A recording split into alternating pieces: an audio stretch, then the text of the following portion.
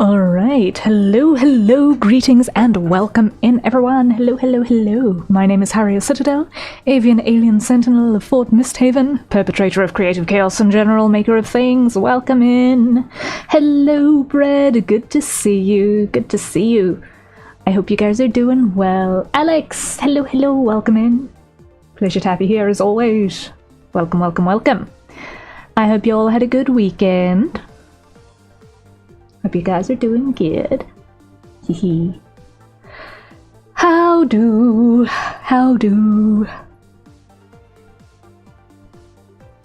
Hee. Mine was busy. If you're on the Discord, you know mine was busy. Just had some good food going. Oh, nice. It's been good so far. Had the day off, so I've just been relaxing. Oh, very nice. Oh, nice. So it sounds like it's been a good day so far. Yeah, you've had a day so far. Yeah. My day has been interesting. Let's put it that way. I've been doing a lot more investigations into software things for Project Mystehaven and getting my head around what all I need to get my head around, and getting invited to new social media platforms out of nowhere. It's been busy. And in between all of that, I still managed to get color iterations off to Zany somehow in the same day. I did not manage to finish the couple of panels that I wanted to finish, but that is going to have to be a Wednesday thing. Before Final Fantasy. So yeah, that has been stuff on the game plan. Yeah, for those of you who were in the Discord, you know I spent 13 hours in VC on Saturday. I spent 13 hours in VC on Saturday just working on Seshian's model. We started the rig on that, if you've seen on social media. I shared the work in progress video that I cheated the background on to get it to look right.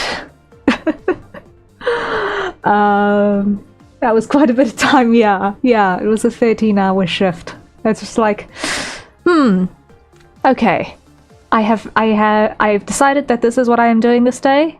I sats and I kept satsing. I saw that and was only able to look at the Discord every now and then. Yeah, it was big day, but we made huge progress.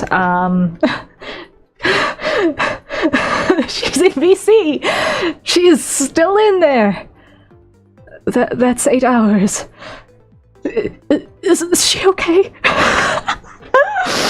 Oh, I can hear that one. Oh my word. Oh boy, yeah, no. It was a shift, but the hyper focus struck, and I wasn't gonna get in its way, right? I wasn't gonna get in its way. Not when the bug to say, you have been wanting to do this for 2 weeks, do the thing. Yeah, at some point you just stop fighting your mental capacity. I didn't even realize it was that long in the VC. I know, right? It was only the majority of a day. By like an hour. More than half the day by an hour. So, if one supposedly goes 13 hours of the stream, plus approximately 7 hours of sleep that most average people need to exist. There were only 4 hours of the day where I was in fact not in the VC.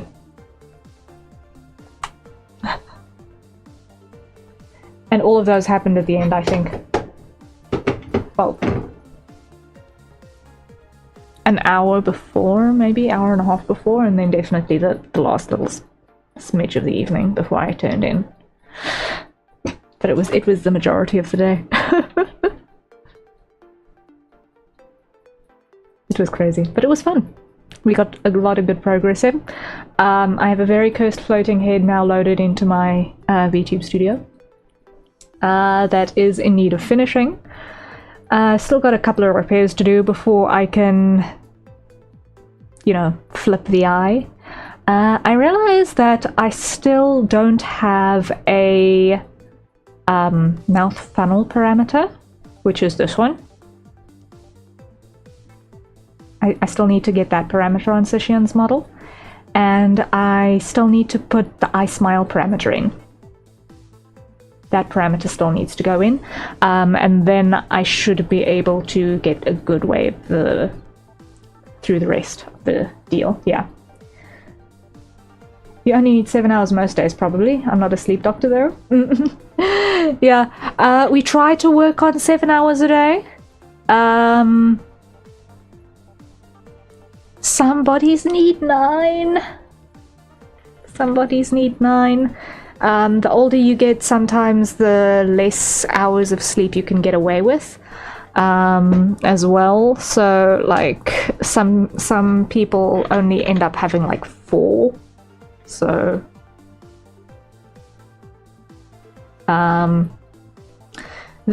usually that is a little bit unsustainable in the long term, but yeah.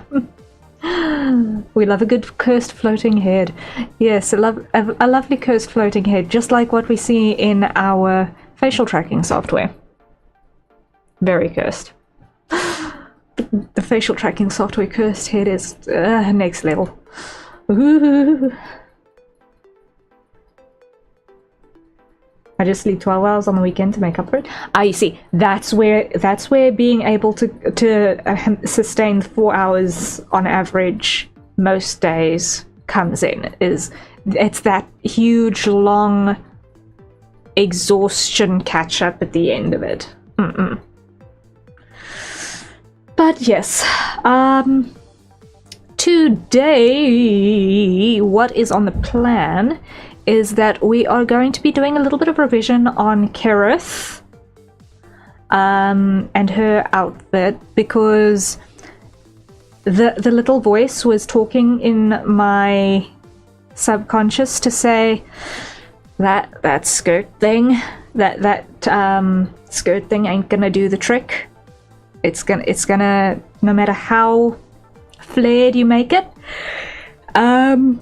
it's not doing the trick. So we are going to be revising that whole skirt scenario, and I'm also probably gonna slim down those sleeves on the bolero as well, because it's just not working. So let us head over here. Hopefully it works. Yes. Love it when it works first time. What I do want to check though.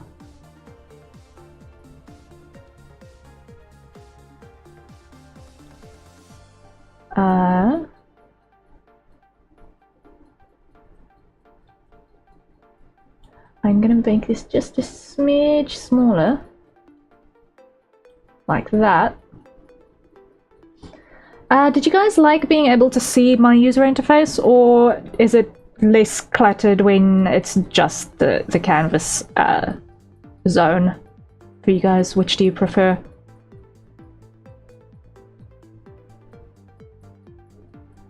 Because I'm standing in front of half of the user interface, so it's half moot.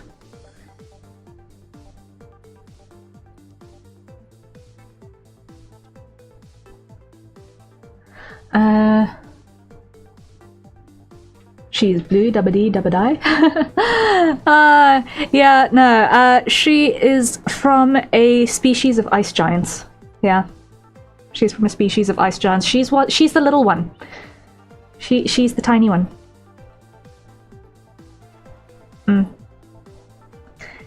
Yeah, so at just under 9 feet tall, she is one of the smallest of her folk. I think UI can be useful to see the process and always makes sure the art is more visible. Okay, so if you guys are comfy seeing the UI, then I'm comfy leaving it up. Let me just put on my contrast there a little bit so I'm not quite as invisible. There we go.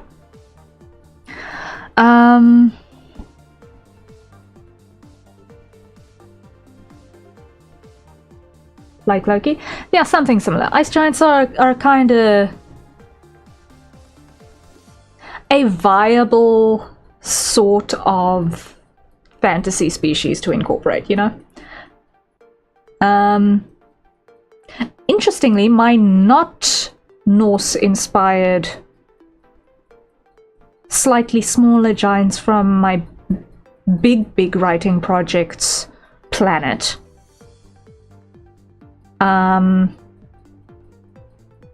They're actually trolls. They're also blue, but they've got little spikes above their eyebrows. They've got little spikes above their eyebrows.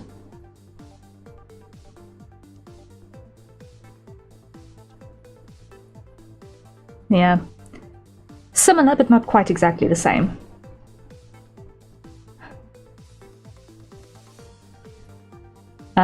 A little bigger than MCU Loki? Yeah. I'm not actually entirely sure. I can't say that the Norse pantheon is something that I've done extensive reading on in any way, shape, or form. So I don't know what the actual folklore is regarding that.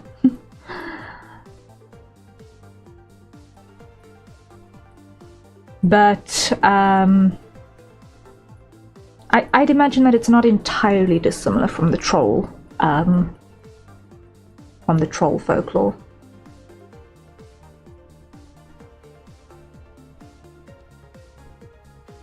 In Kerith's case, her species of ice giants is basically larger, so that if they step into a snowdrift, they don't kind of, you know, head under the snow level. quite as easily. That's one of the major reasons for the height. So because there's these huge patches of snow that get super, super deep. And for like climbing out of crevasses and things like that, every inch counts. But they've got a much less dense bone structure. So they've actually got more bird-like bones than other humans. And that means that for their size, they're actually surprisingly lightweight.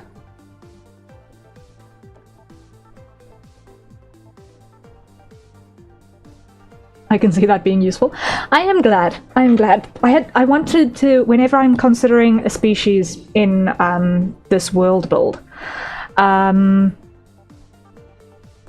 I wanted to consider what adaptations would be useful for them. Wouldn't that also make them brittle? Yeah, technically their bones are a little bit more fragile, size for size, than something with solid bones. I think their bones would break about as readily as a standard human, whose bones are just smaller, and therefore have less material to need to snap, if one was going to snap them. So durability-wise, they're actually approximately similar. It's just that they're carrying a little bit more weight, obviously, with muscle mass. But they're also pretty much the apex creature where they reside in Kerith's homeworld. So they haven't got a whole bunch of big predatory beasties that they would need to watch out for. And I mean, even the biggest herbivores in their area are actually relatively small to them. So it would be, instead of, you know, mammoths that they would be potentially hunting as game in their sort of area, we'd be dealing with something that would be roughly the size of a cow, a small cow, as like the biggest game animal, roughly, in the surrounding area. And a big cow comes up to about their waist. So it's like, it's not gonna be as critical for the bone breaking thing. They're kind of just, they're on one of those more Goldilocks comfy worlds than one of these everything is trying to kill you and can type planets. Kerith is lucky in that regard.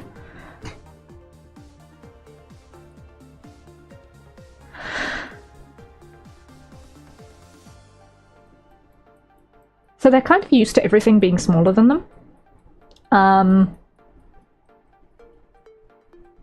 It's just that they're not used to the people being that small too. Anyway, we have to do some revisions here. So the first thing that we need to look at is this skirt, which is kind of very much not going to do the trick. Because I'm thinking of drawing this again repeatedly. I'm not enjoying the process, and I am seeing it coming. And I'm also not going to like 3D modeling this and trying to get it to work later, because I do think, pending how things go on Thursday, if I can get it right, I would actually like to 3D model everyone. Thinking of the application of not VTubing, but thinking of would I be able to model these guys for a game? If I can learn that modeling skill, then I will be a very happy camper. Always good to make fictional species make a good amount of sense mechanically, though they'll never be 100% accurate to real physics. You just gotta pick and choose, right? Exactly.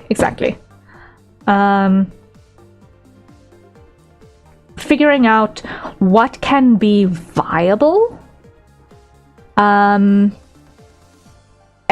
being just detailed enough in your description, but just vague enough as well. So you don't specify how much less dense size for size is the bone structure than its human equivalent. You don't specify that stuff, because then you can do math, and then the math can break. Right?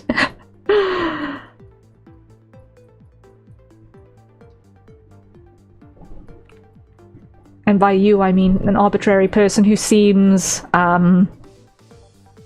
to have enough time on their hands and care enough to actually do the math. Especially with giant creatures and mechs, if they were treated 100% scientifically, the bigger you go, the more you'd butt up against the square cube law. Yep. Yeah.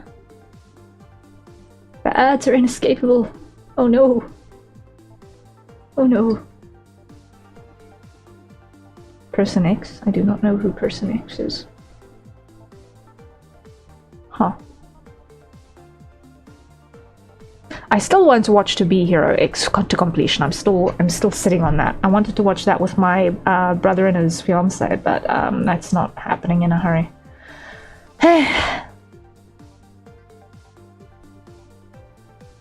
I'll probably have to do it on my own time. Eventually. Anyway, so let's look at this. This is not gonna fly. So, we're going to...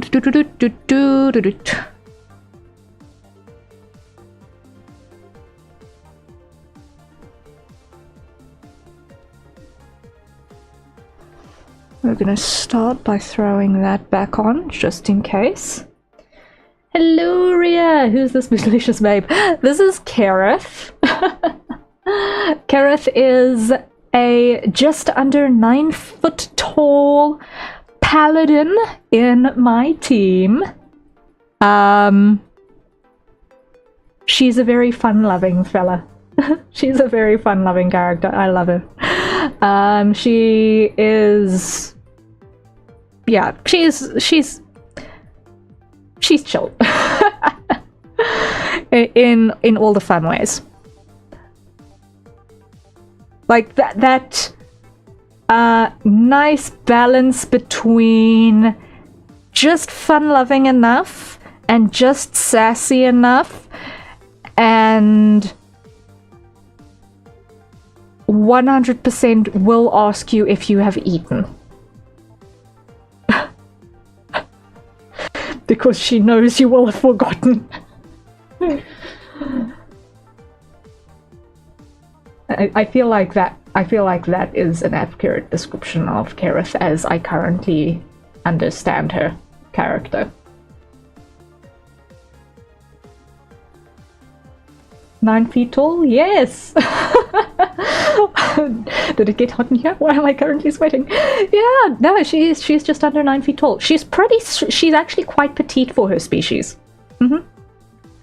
She was the shortest in her family unit by a long ways. She was the little lass. That's a lot of lady. Always nice. Yeah, she is undoubtedly the tallest person on the team. I think it was when we were doing our paladin armor redesign. Was it? Yeah. I actually put her size for size next to the other 2 paladins on the team.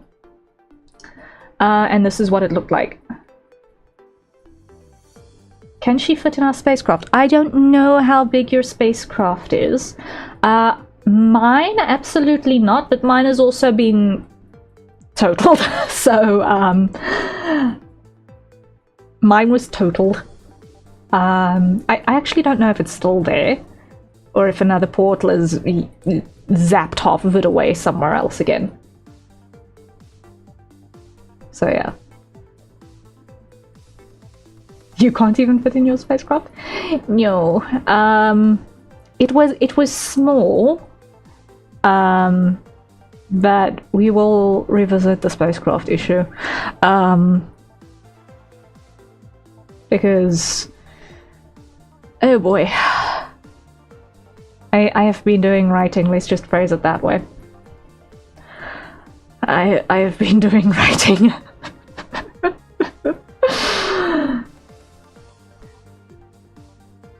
I imagine she's gonna have to dip her head around doors. Yes.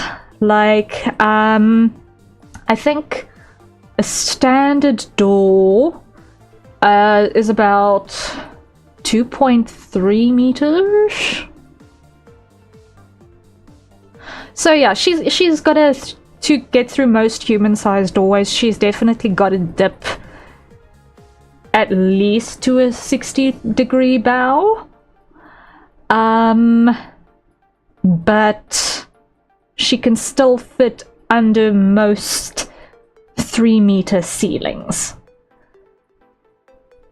Provided there's not a ceiling fan. Luckily those are not prevalent in the architectural design of Mystehaven. Ceiling fans are not a prevalent design feature. No. But yeah.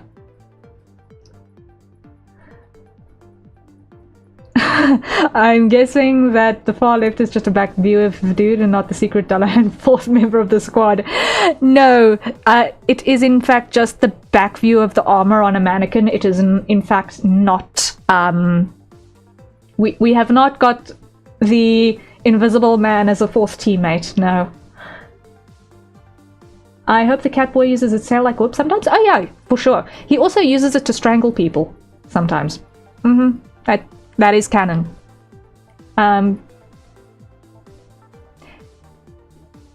His species' source character is actually quite known for weaponizing her tail quite extensively as well. Rhea uses psychic powers to possess the armor.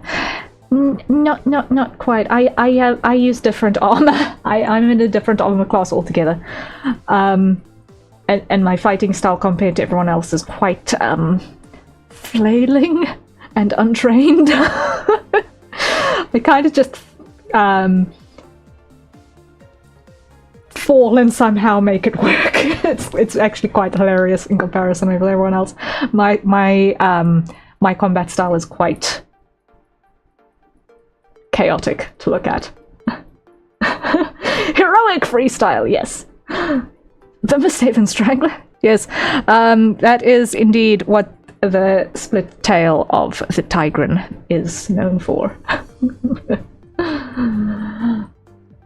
I zoned out and only got fighting style. What's going on? We got asked by Calyx over on Twitch if our Catboy over here can use his tail like a whip from time to time. So, yes. Yes, he can. Yes, he can strangle people with it. He can also put his weight on it quite a bit as well. It is quite strong. He can pick objects up, and he's actually quite dexterous with it as well. Of course, having fur all over it, it does have some impact on his dexterity, but it's for what it's got in terms of structure. It's actually quite dexterous. So, like a kangaroo, something like that, somewhere between a kangaroo and the prehensile tail of a monkey. Yeah. Somewhere between a kangaroo and a monkey in that regard.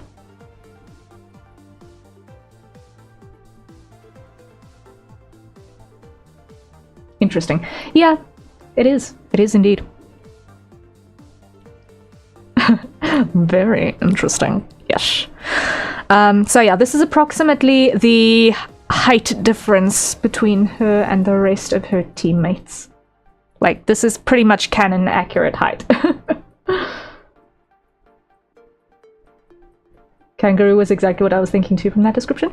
Yeah, so Kai can actually temporarily use his tail as a counterweight and additional pivot point in airborne maneuvers as well, if he is in the process of going through one of those. He's a surprisingly high agility type character. I hope during sparring she manhandles the entire team. A little bit, yeah. Her weapon of choice is a great axe, but sometimes you need to suppress someone without slicing them in half. So yes, she is a good wrestler.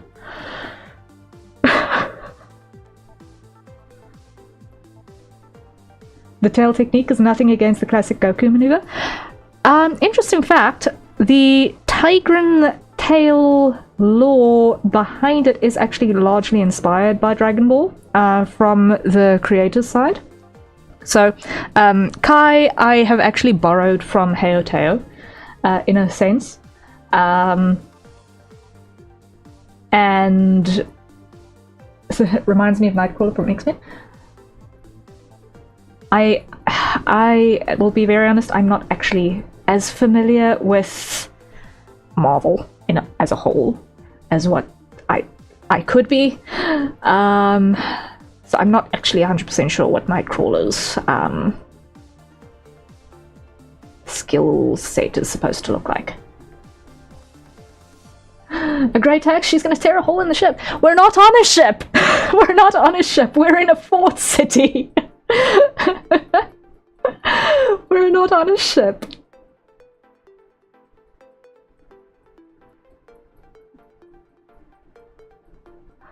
We're in a fort city.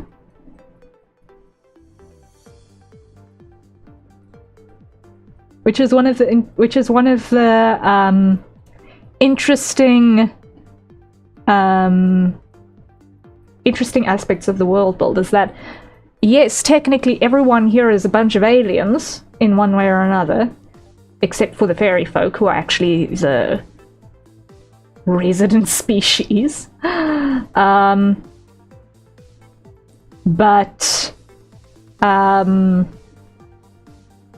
Yeah, instead of being like the super sci-fi setting, we're actually in this pseudo medieval style fortress. It's kind of funky. Nightcrawler's mutant from X-Men. Yes, I knew he was from X-Men. Short distance teleportation. Okay, interesting. Prehensile pointed tail, acrobatic skills, blue fur, often uses dual katana. Okay, I did not know about the tail. I half recall there being I half recall there being someone by the name of Nightcrawler who can teleport, but I did not know the rest of that. Okay. Nightcrawler uses his tail to move around quite a bit if I'm remembering it right. Okay. He also only has 3 fingers per hand because mutant. Okay, makes sense. I mean, the X-Men in general are interesting. So it's just a random thing. Okay, interesting. Okay. Right, so what I'm going to do is I'm going to hide the colors for a bit. And what we're going to do is we're going to get rid of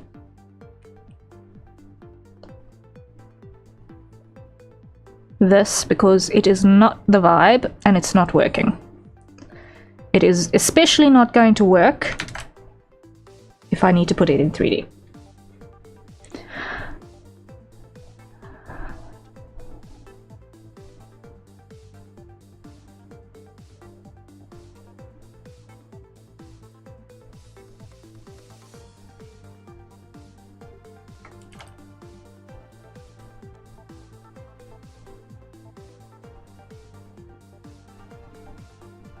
So, symmetry ruler on.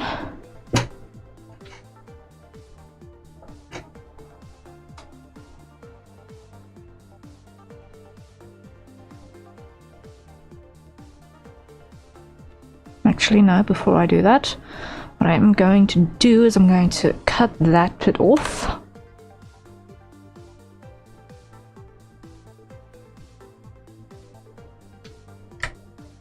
Copy. Paste.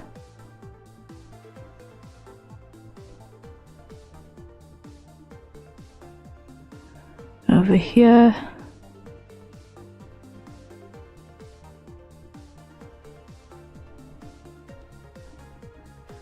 And flip. Okay. Now I should be able to merge that down and hide that for the moment. Okay.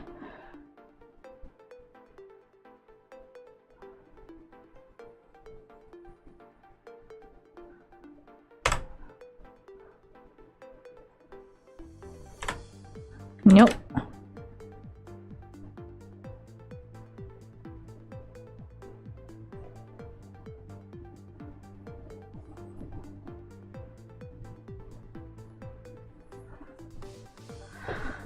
Okay.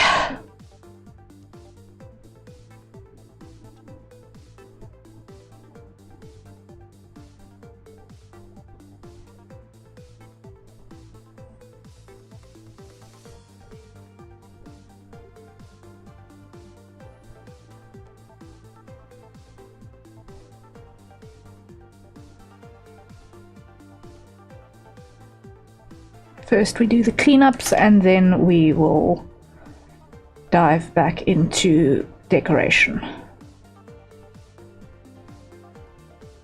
I forget if you've seen any My Hero Academia. I have seen some of it. I kind of fell off of reading at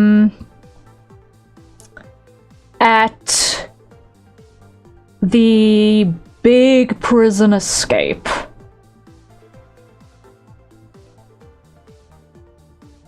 Where the giant guy was kind of barreling through the countryside, leaving absolute destruction in his wake.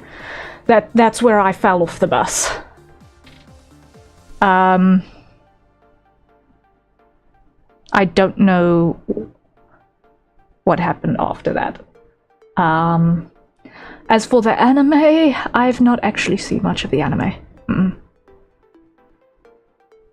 My Hero music is worth watching this show. I have actually heard a little bit of the OST. Interestingly, I've heard a bit of the OST, but I've not actually watched the anime itself.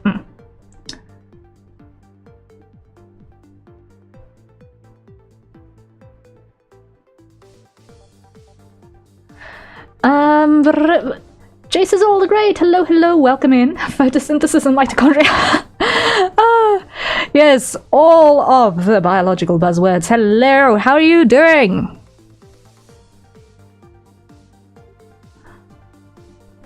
Let me just see. X-Men lore, humans are threatened by the existence of mutants because their next step in species evolution, akin to the Neanderthals fighting humans, going extinct in one branch moving forward. Yeah. That is... It's a well-documented thing that when humans are scared of something, we tend to destroy it. Gestures broadly at all of the apex predator hunting laws in existence. Ever. Well, from that reference point, the mutants in X-Men are quite similar to the quirks in that there's not really a rule to them. Any mutant's mutation is just whatever it ends up being. Sometimes it makes you look different in any random way, sometimes it doesn't. Jay Sizzle says, I'm vibing on like a chinchilla breakdancing. Hey, that's always a fun vibe. We love our breakdancing chinchillas.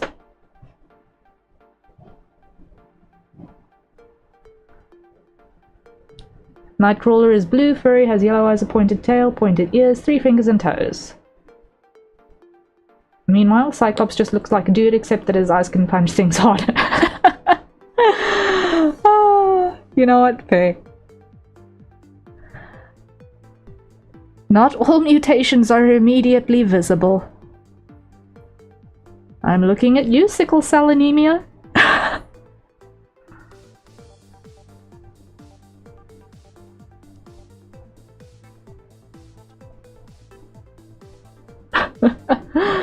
Is she wearing short shorts? Yes, she is wearing short shorts. She comes from a tundra, and she is currently residing in the top tropics. She is wearing short shorts.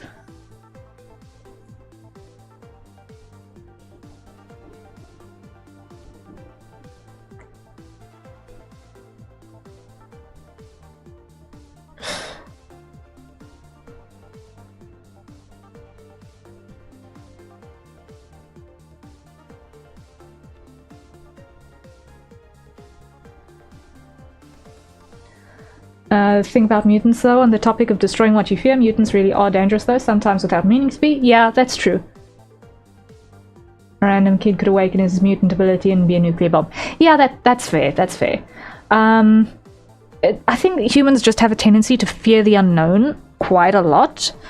And we just, instead of having a flight response, it is a destroy at all costs response, you know? Yeah, that much mass would burn a lot of energy and get hot just sustaining itself. Yeah, exactly. So, needless to say, between the environment she finds herself in now, which is not where her people are supposed to be, and generally just having more biological matter,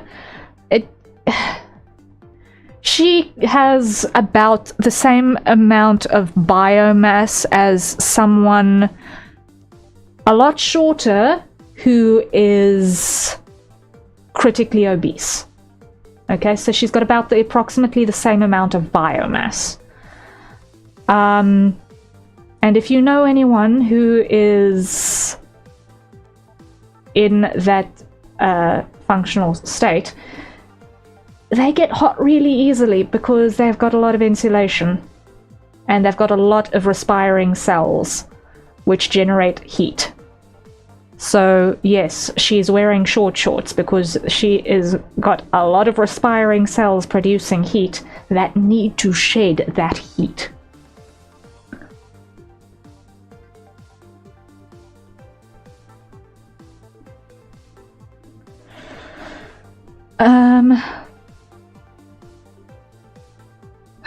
Chat is Ria asking if my friends are fat. I'm giving the hypothetical. If you know anyone who fits that physical description, you would be aware of certain aspects of, you know, their lived experience. I'm not asking you to give me any. Yes, I do know someone who is critically clinically obese, and how many and how closely related to you they are. I'm not asking for any of that information. Please keep that to yourself. But I am just saying that it is a known thing. When there is more of you, you're gonna get hot faster.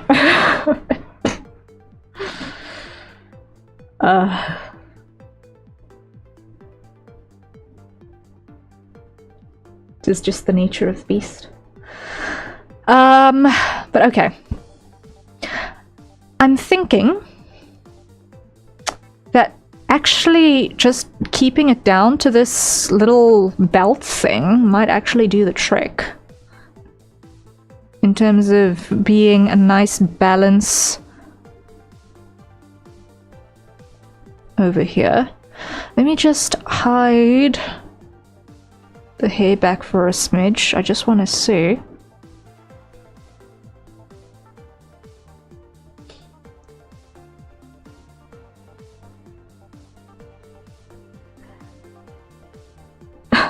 She's asking if you have a friend who's fat, not all of them.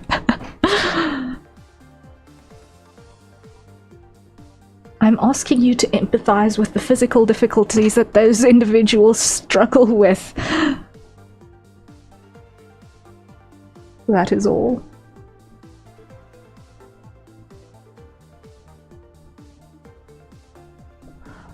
Okay.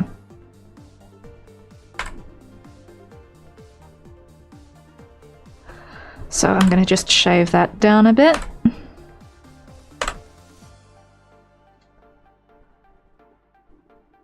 I see you draw legs a bit different from the norm I see on most reference sheets. Oh, you mean the thing where they point the toes inwards and they conk the knees in?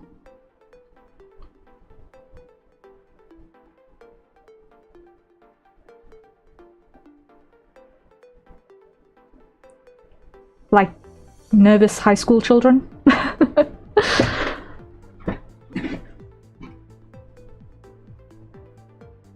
Booty nerfed. Booty nerfed. Functional mass versus volumetric mass. That's all I'm gonna say.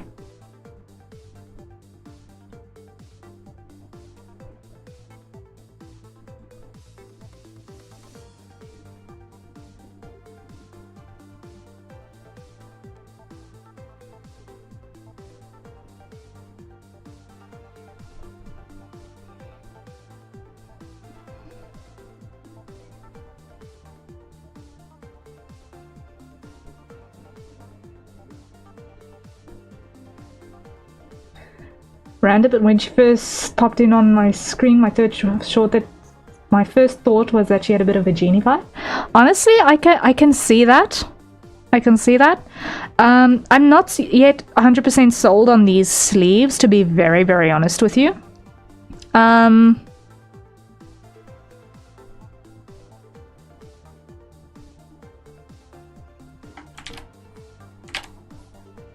But I can definitely see that Disney Genie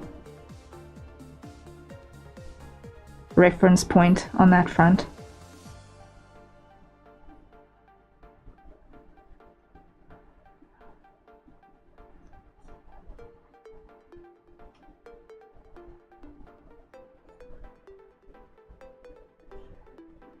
Cursuria, are we married to long hair? She is pretty much the only one on the team who has got actual long hair. Like, she's literally the only one on the team. Like, with it up like this, it would look really, really good in a bun, I'm thinking. Should actually also be an awful lot easier to draw because, oh my word, the waves are a nightmare. The waves are a nightmare to draw.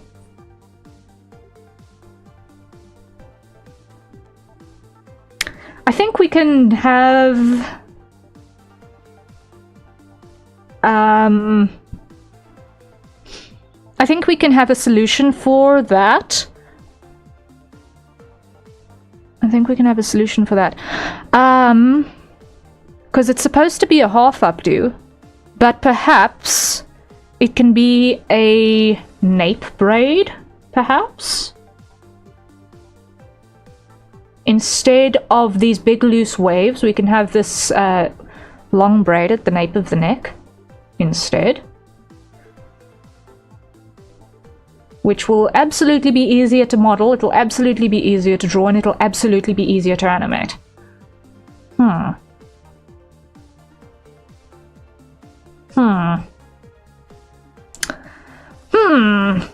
Considerations.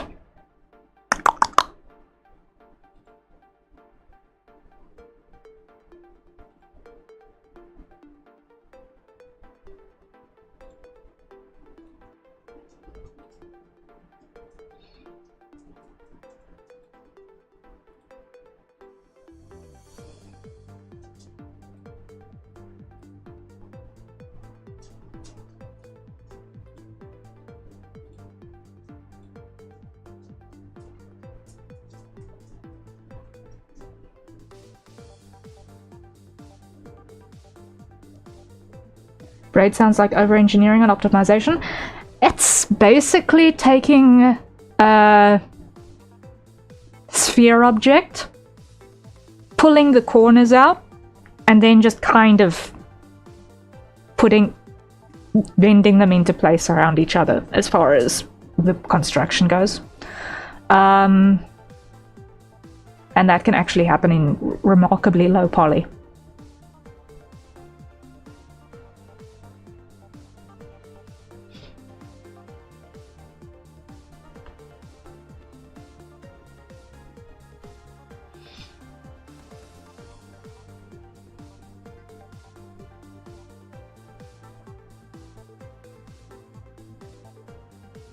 You've demonstrated it before.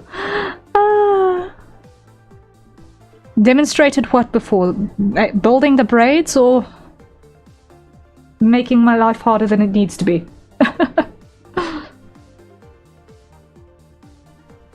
Thinking about it logically, would a species who thrives in the cold want longer hair to keep them warm, or they want shorter hair to avoid their hair getting wet and then freezing?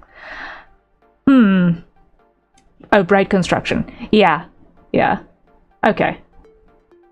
Definitely the second one too. Do they go into water at all? I think not. No, not much, no. I think they have methods of non-submersible self-sanitization.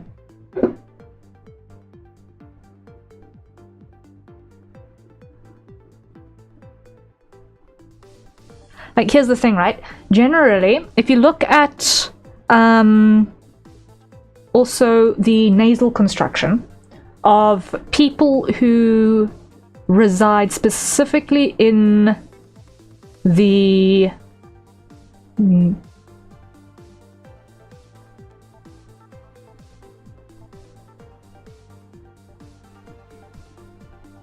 okay, I'm just thinking now because I think I'm getting wrong information from places. So I think I'm actually working on wrong information, so I'm not going to say that.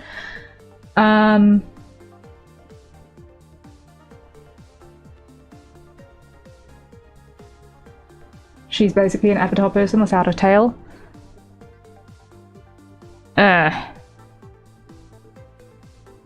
Okay, definitely not the braid. Definitely not the braid then. That'll just be too close for comfort then. Thank you for pointing that out. I'm not feeling it with these sleeves. Let's figure this out.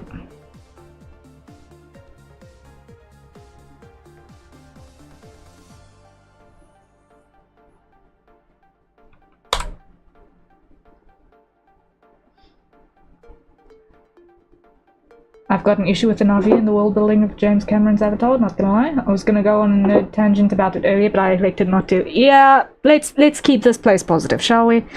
I have not seen the latest installments.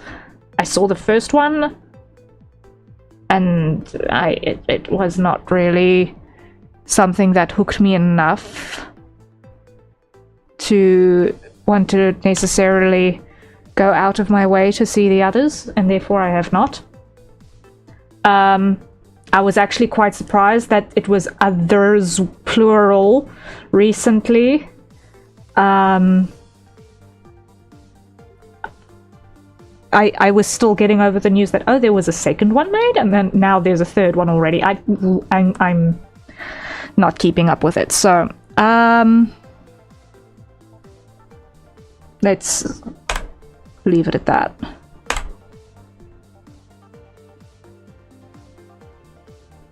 I also have thoughts about it, but it's about the same. Saw the first one and bounced off. From my brother's review of the second one, too much whale. Too much whale. Okay. Interesting. Interesting review.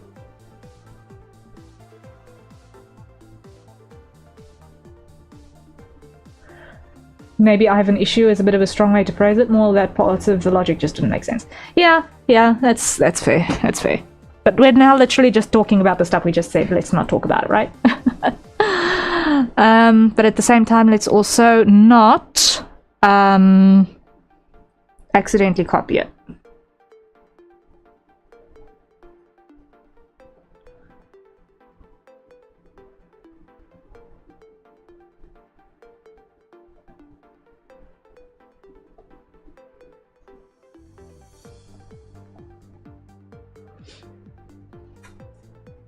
Also, we had a hydrate, and we never hydrated. So, everyone, acquire your nearest safe for consumption beverages, and let's take a sip.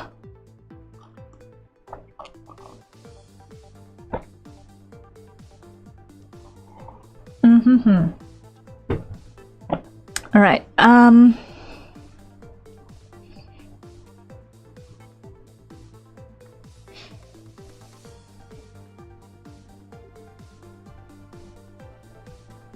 Okay.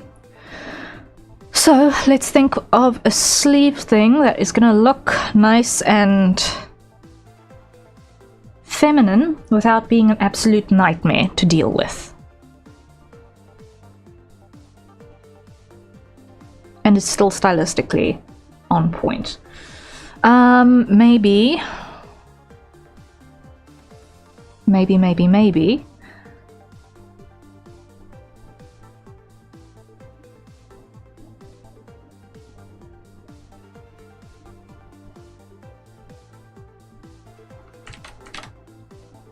Let's do something that cinches down to the base of the deltoid. And we keep some manner of little cuff because that looks interesting and she needs interest.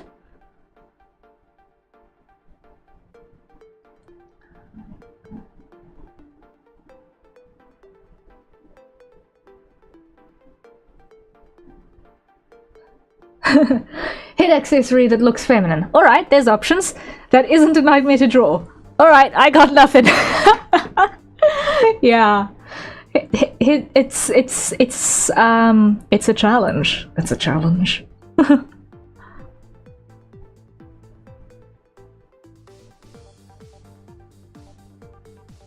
Okay, I think a tiny ruffle like that might work. Because it's not going to be something that's got immediate obstacles it can bump into at this part of the arm, because it's always going to be on the outside.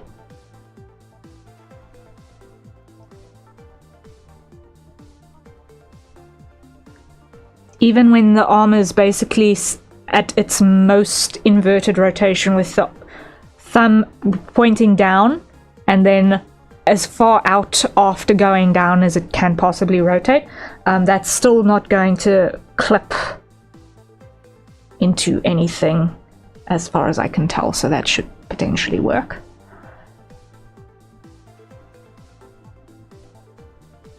In terms of distances.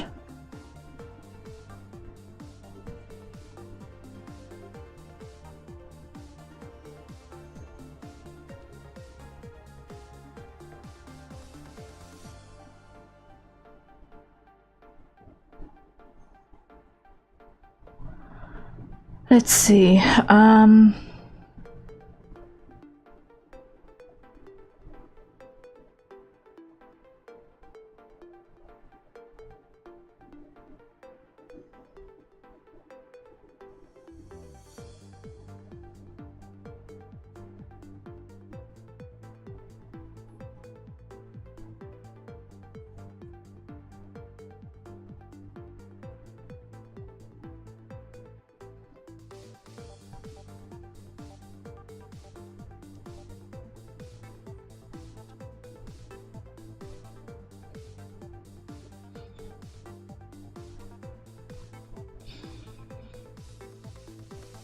that might work. That might work. In terms of sleeves, what do you guys think?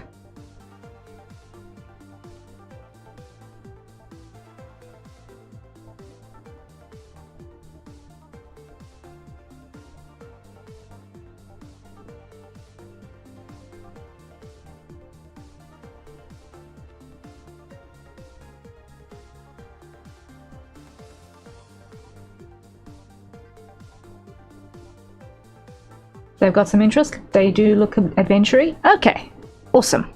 I can roll with that.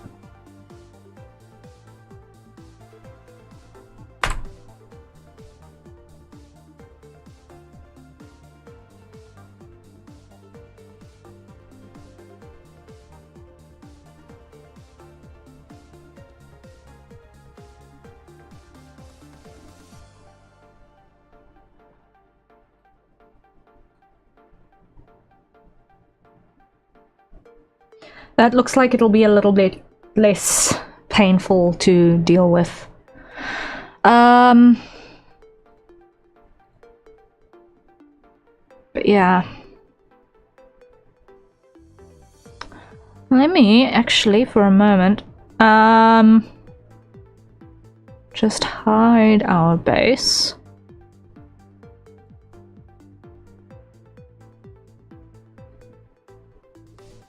Because yeah, I was never going to end up drawing this in the shorthand.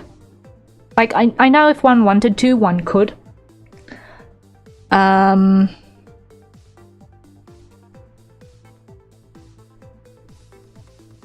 But that's the back view.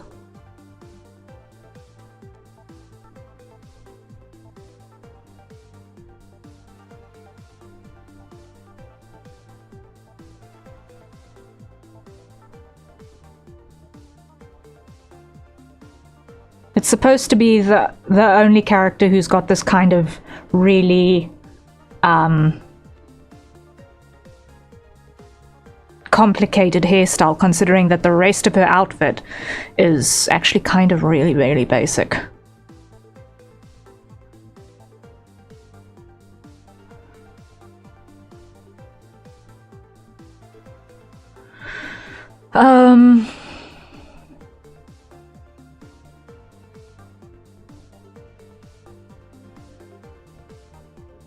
And the half updo is really what adds to the keeping feminine look.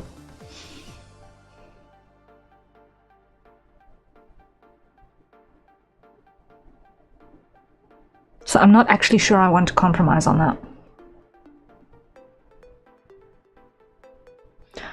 Because the other ladies on the team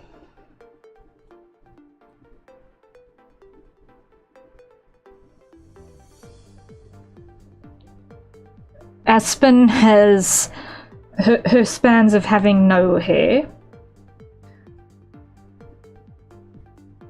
Lamille legitimately has fleece.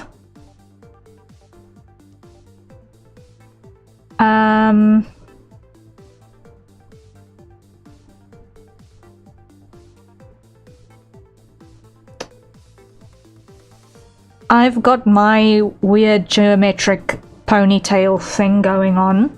This is the version 2 that's going to be on the outfit update.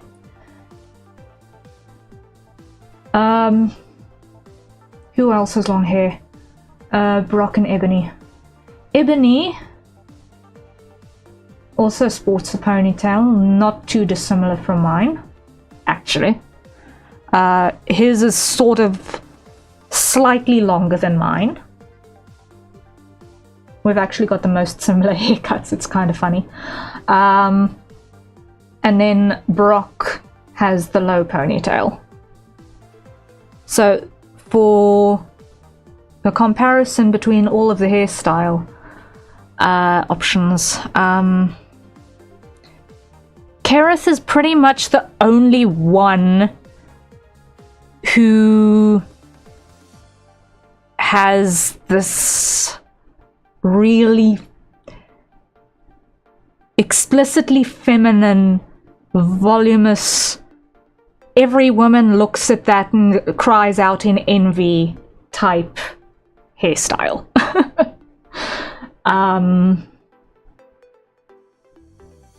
Whatever Ria's hairstyle is. Yeah. I have weird highlights in places, okay? How to draw wavy hair with the straightest lines possible. That's basically what my hairstyle is.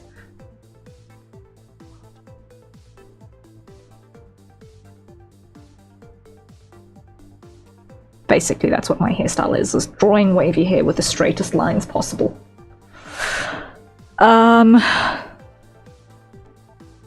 But yeah, I feel like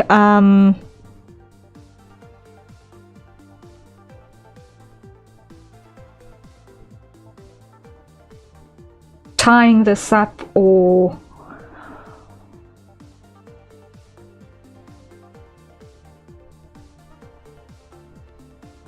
cutting it short is not really an option to get that balance among the cast, because there's just no one else who's got this. There's no one else who's got this. And there are only 3 women on the team to begin with. So... learning curve chaos or not, I think I want to keep her hair as it currently is. Drawing the side view I'll deal with. Ba-ba-ba-bum.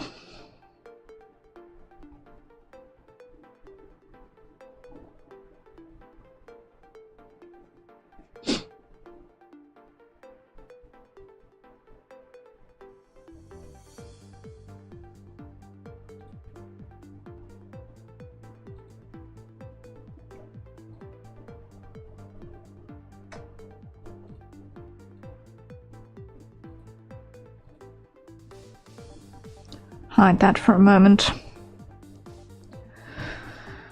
I'm on the mask, yes. Hide that for a moment. Okay. Let's see.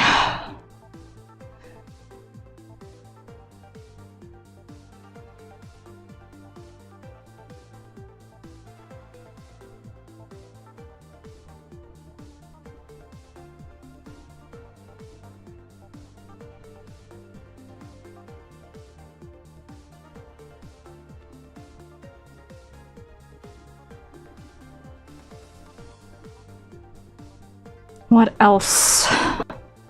What else? What else?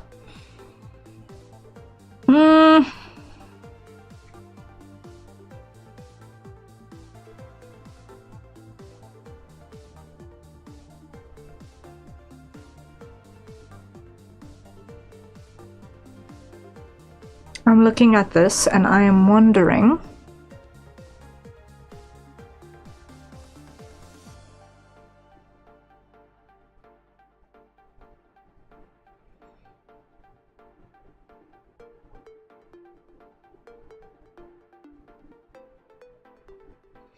there should probably be some sort of...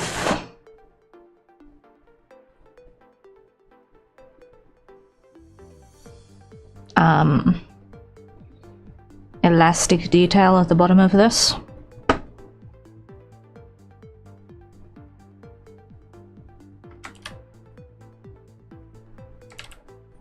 Or at least a lower hem detail of some description.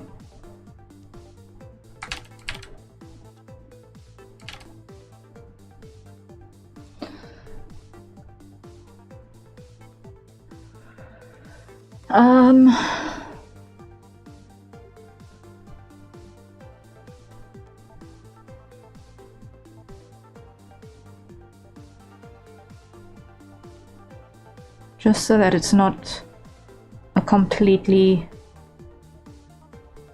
solid, flat chunk of color.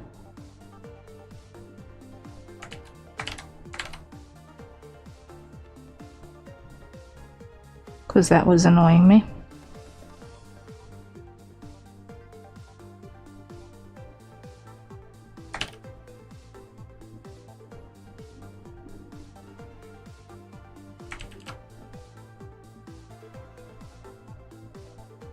Oh yeah, in case anyone didn't notice, she has a belly piercing. That's also kind of a unique thing that she's got going for her.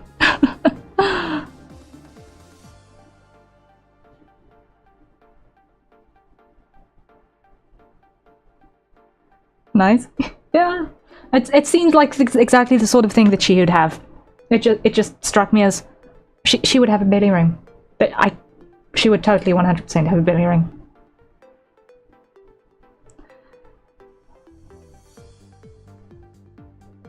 It's in the line of sight. It might as well be prettified, right?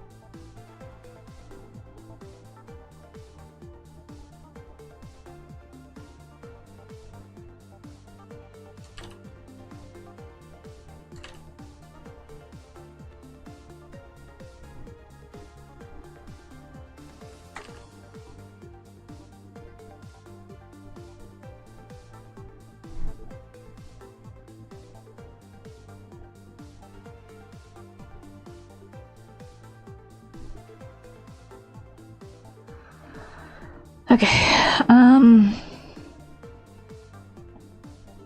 over here.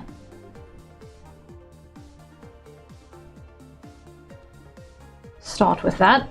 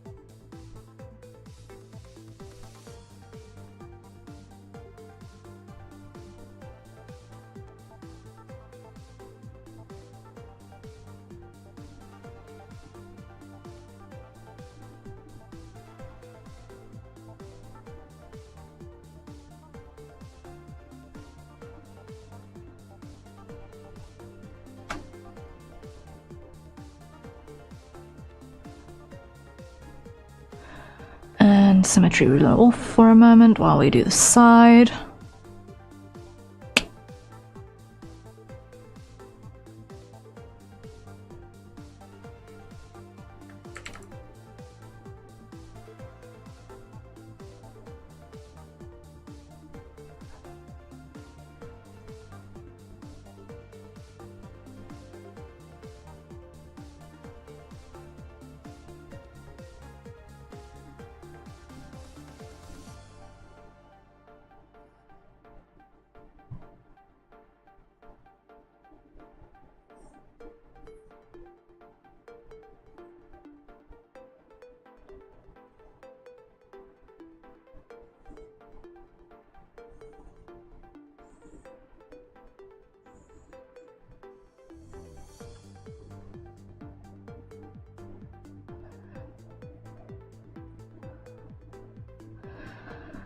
Okay, and then here.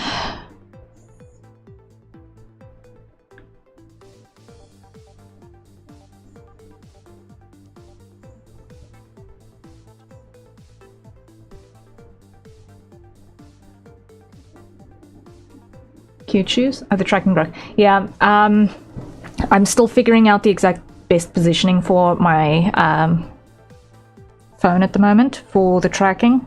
I've been noticing that it does not like the range of movement that it currently has to cover. So it is something that I am actively investigating. Is a better positioning. I've been experimenting with it a little bit.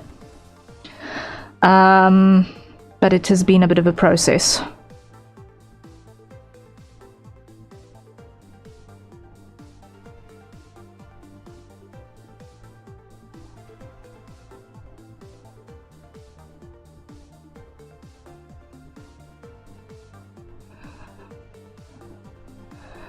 Yeah, I'm gonna get rid of the decor on the front section here. It looks overdone, doesn't it? I don't know if that's just my taste that it's overdone in my taste. Oh, Josh, hello, welcome in. Welcome in, hope you're doing well. How are you doing? Oh, I was hyper-focused, I'm sorry.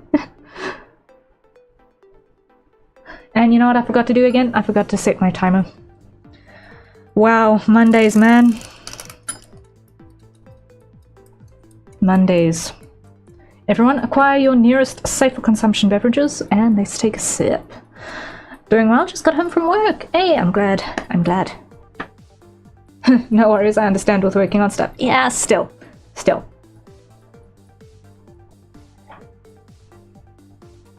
The line of sight thing is something that I'm actively trying to figure out the correct balance of.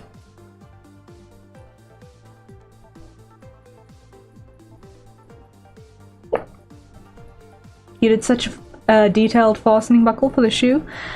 Well, it's like the only detail point on the shoe is the fastening buckle. Locked in, yeah, just a little, just a little, itty bitty little bit. Yeah,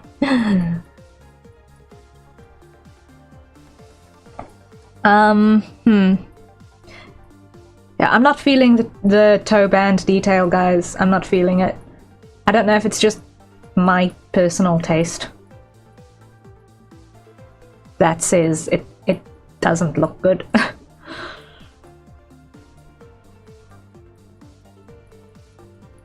The toe band? Yeah. The strap that goes over the toe. Here.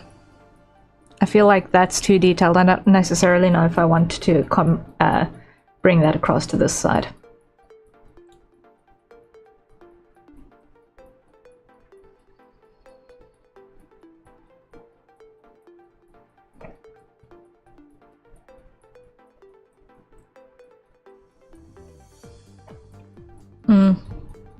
Might be a little detailed. Yeah. Do we want open-toed? Once again, it seems like the sort of thing that she would wear. It's absolutely not the sort of thing that I would wear, but it seems like the sort of thing that she would wear. That's the thing when you're designing clothes for other people. You need to not think what I would wear, what would the other person wear? What is their taste? What conveys their personality? What conveys their senses of freedom? What's comfortable for them? And I feel like she would 100% be comfy in a peep toe.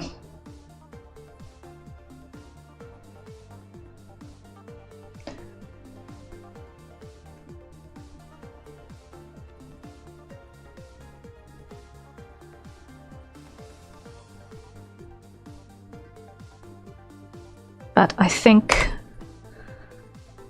the extra decor can go.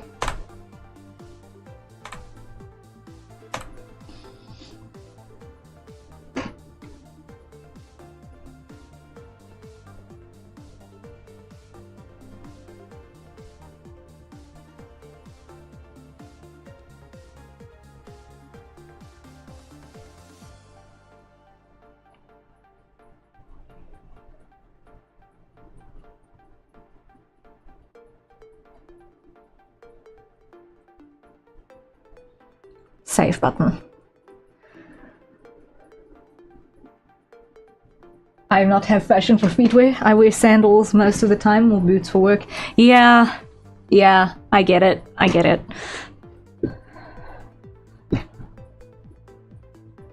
My preference is closed-toe shoes at every... well, closed-toe shoes without exception. Basically. That was the folder I wanted to hide. There we go.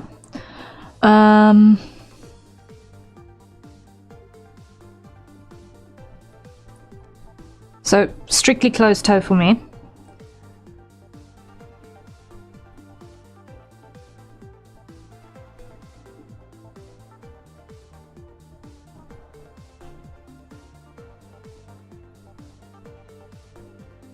But,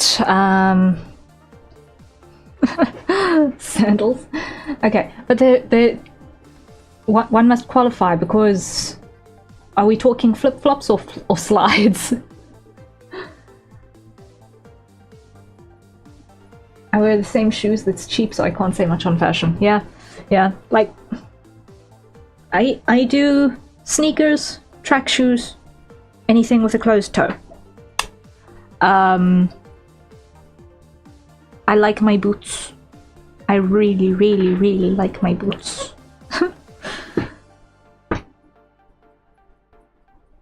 Flip-flop, but been working into the Crocs. You can ditch the Crocs. You can just stick with the flip-flops. you could just stick with the flip-flops. No one judges a flip-flop. Everyone judges a Croc.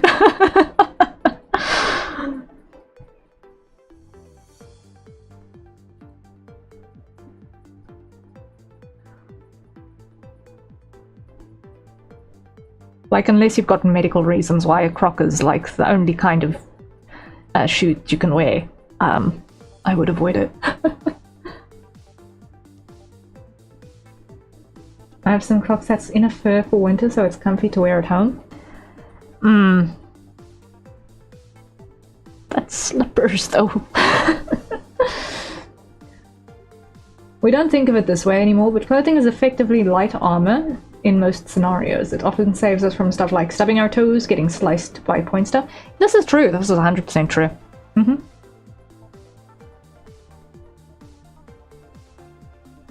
But when I have to get into a muddy area, I can put it into sport mode to help it not get stuck. Oh!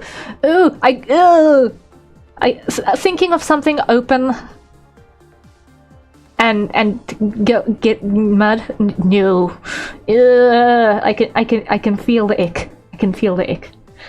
Oh, that feels like trench foot. That feels like trench foot. Yeah. I'm clumsy enough that I think I need heavy armor. Okay. Only closed-toe shoes for braid. Okay, a braid box for braid. Braid needs a braid box. I used to go mud crab fishing and we took our shoes off to look. That's fair. That's fair. Yes, very icky, but I will wash my feet before entering home. Yeah, fair. Still, what to think of having to wash the insides of your shoes that way as well. Ugh. No. I still want to get a pair of wellies. And a good proper set of knee-high Wellingtons. But yeah. At the moment, I've just got a retired pair of running/walking shoes that I use whenever I need to work in muddy outdoor spaces.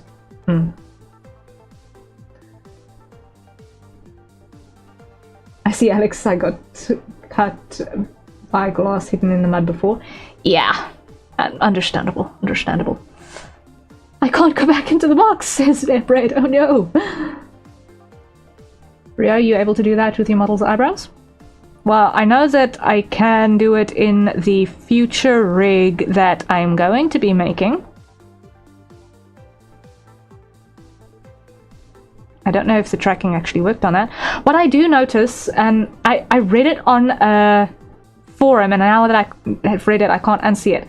But apparently, the iFacial mocap tracking has this little bug. And I think it's actually not iFacial mocap, but Apple itself. The face detection. Where when you blink, the eyebrows dip, and no one is able to counter that because it's built into the tracking now.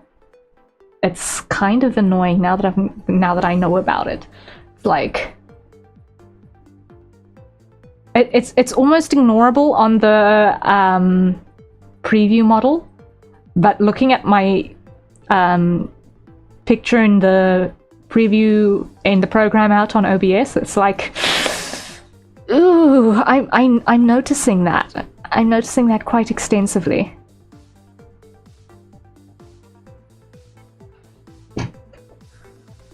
But yeah.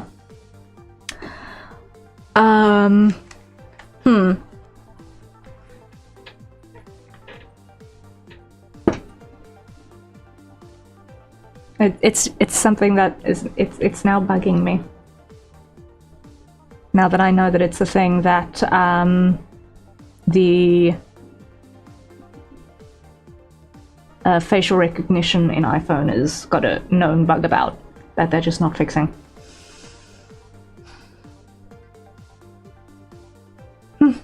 I hope they do eventually. But okay, I think in terms of outfit, anything more than that is overkill. Perhaps add maybe a little bit of this gold detail back into the belt buckle. Perhaps. Let's do that.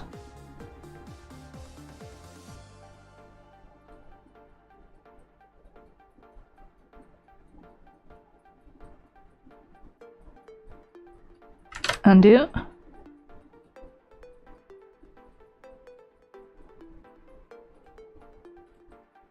Yes, it needed that.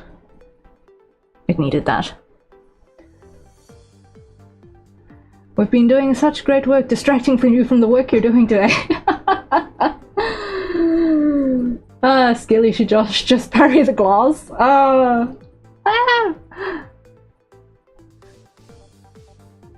Oh dear. The thing is that with today's job, it's a lot of thinking work, which means that while we're talking, I'm basically just staring and computing at the same time quite a bit. So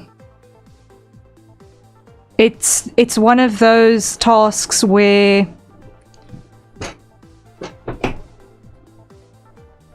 half of the job is just looking at something intently and making up your mind and changing your mind. And the discussion helps keep things from falling into that spiraling mode of I have no idea what I'm doing, and you guys can see that I've got no idea what I'm doing because I'm not saying anything. I'm just staring into a static screen trying to find the next thing that needs fixing. Save button. That part of art hurts me, staring into the abyss. Yes, it is something that you have to do. You have to literally just chair back, all the way back, and just look long and hard and see what is bugging me. What is the thing that is annoying me when I look at this picture? And if you can't find it, you find someone with a fresh pair of eyes and you ask them, okay guys, there's something wrong with this picture, what is it? Yeah, I gotta do that for programming a lot? Yeah, Rhea, did you ever think of enabling the Twitch and integrated throwing system for your model on Twitch so that we can throw things and interact with your model using channel points or commands? I did think about it. I did think about it briefly, but two things. One, Twitch is not my primary platform and it's not exactly an interaction that I want to foster, for me specifically. Secondly, my machine can't handle doing heavy graphic processes on A2 canvas sizes at 600 dpi and encode video and run a model and VBridger and the throwing system at the same time.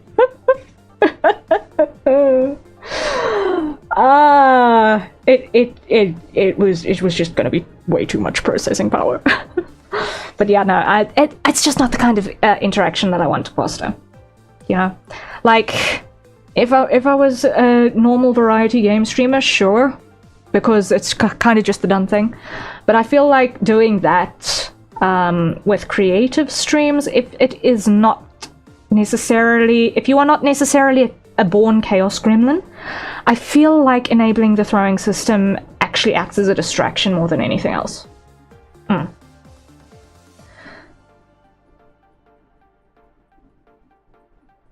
You stare into the abyss until the abyss stares back, and then you grab the abyss to the throat and make it help.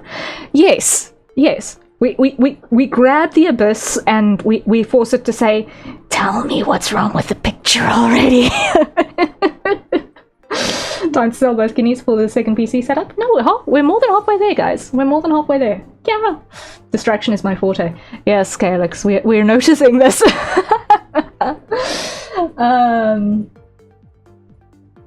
Alex. Okay. Thank you, Alex. Thank you, Alex. I was concerned there for a moment, but thank you. Thank you, Alex. Alex has been a champion. While we were doing our 13-hour Discord stream on Saturday, Alex threw even more stuff at me very, very unexpectedly. Hence, we are now at 64% of the goal. We are mostly there. Guys, we're close. We're close.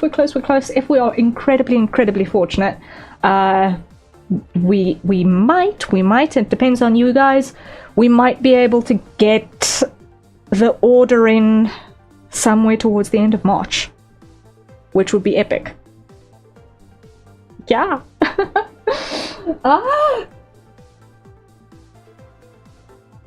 We need the upgrades, but hopefully with a new laptop you can do it. Yeah. Jump scare, but not too much this time. Yes. Gonna calm down with the donos this month.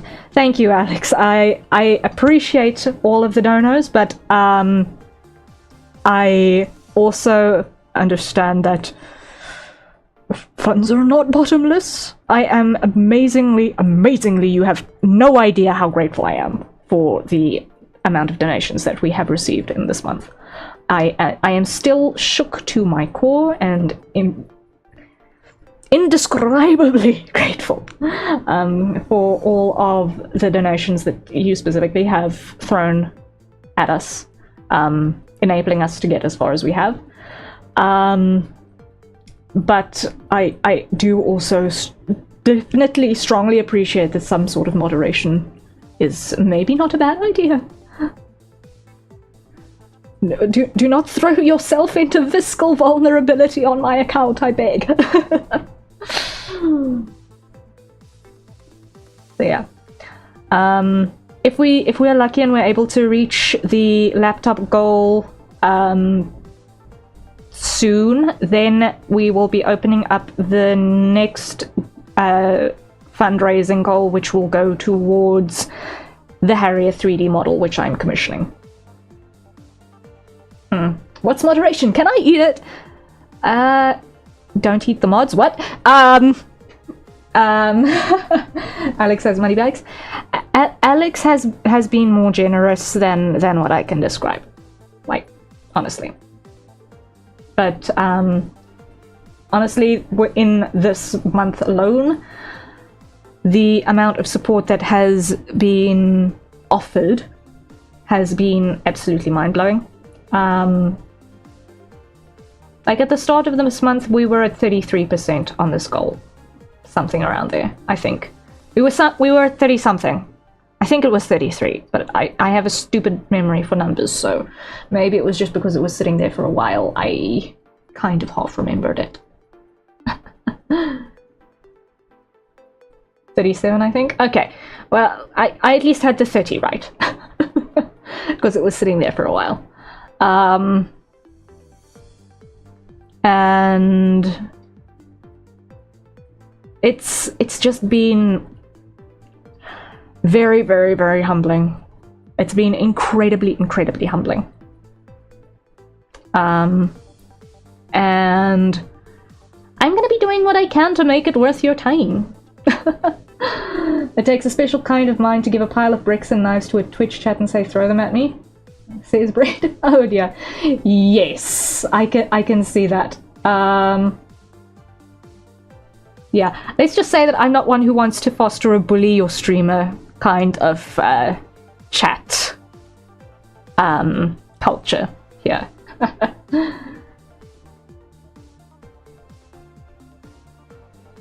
You know I can do this, Josh, don't judge me too much. Oh, okay. If y'all who are in the know are in the know. Okay. But anyway, so I was thinking. And yeah, this is a phrase that's dangerous. The I was thinking phrase is very dangerous, and I've been doing a lot of thinking over the last 2 days. Oh boy, I've been doing a lot of thinking over the last 2 days. But I have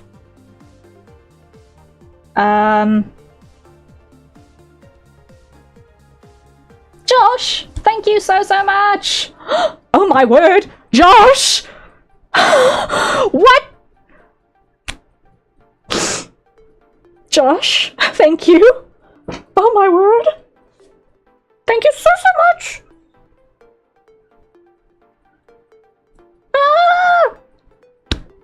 Greatly appreciated. Oh my word. That's awesome. Thank you so much.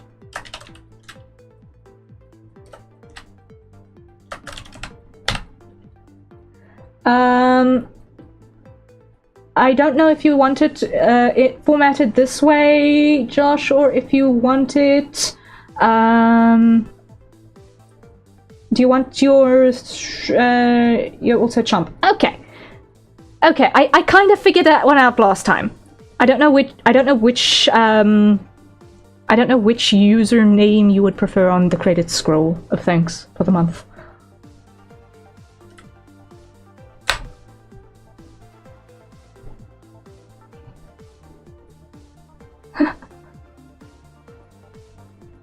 Is this formatting okay?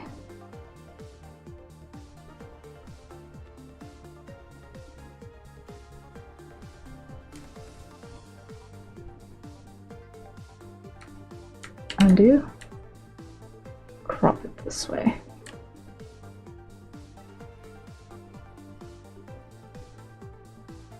I don't know, you can just go with Josh inside chat. Yeah, okay. Awesome. That was a very rare, very excited. Yeah. No, I mean, if you're not excited with gratitude, then when should you be excited, right? I am very excited and I'm very grateful and I am shook once again. Thank you. You guys are making me a very excited burb. A very, very, very excited burb. But anyway, what I was going to say before Josh completely blew me out of the water, like fish in a barrel. Considering that both of the people in YouTube chat at the moment currently active have fish type avatars. That's incredibly funny. So we've got the Fish Squad on YouTube and we've got the Breakfast Club on Twitch with all of the food themed people. It's very interesting how that works out, right? Anyway. We all deserve the upgrades. Don't shoot the fish in the barrel. Yes. Well, when you shoot fish in a barrel, it's very hard to miss. And I have been blown out the water, very difficult to miss. Like, wow. Anyway. What I wanted to say was that I've been doing the thinking in the last 2 days, and pretty much I've decided that I am going to, of a given day in our streaming sessions, I'm actually going to have a devlog day where I practice a couple of the game dev skills and make a couple of compact projects in terms of limited scope and such to actually build the skill tree in anticipation of being done writing Project Mystehaven. We are very easy to hit, it seems like, yes. That is the thing. So, there is a small possibility that I might be in some sort of art and chat collab tomorrow with Chudu. Potentially. It's not confirmed yet. It all depends on the availability on that side. Format still to be confirmed as well as the event itself. But the alternative, if it's going to be a solo day as well, is that I am going to literally open up Godot and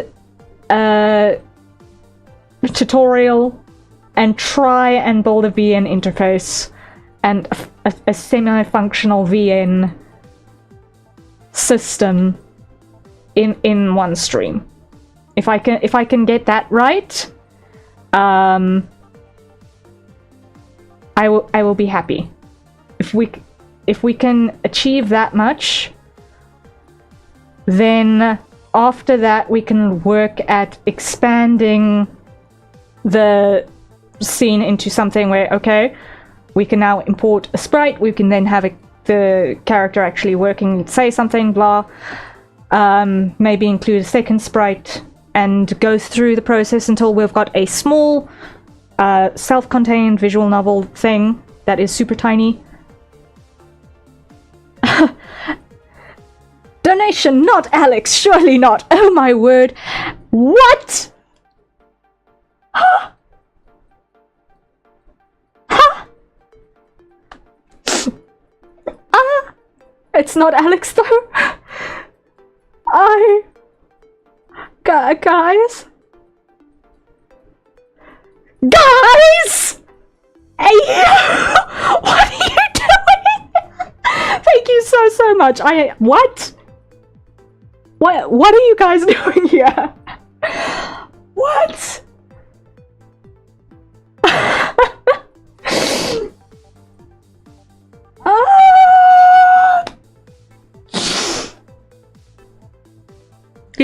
You guys are blowing my brains out. I am shook. I am shook.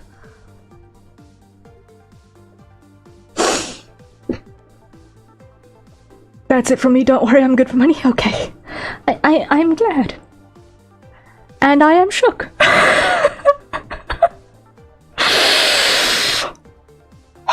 Okay, it's very difficult to keep a straight face after that. Very big thank yous. But bread? Guys? What in the blazes? How? Oh God. Just hold up. Sorry about that in the mocked. Yeah. Okay. Well, I'm considering this.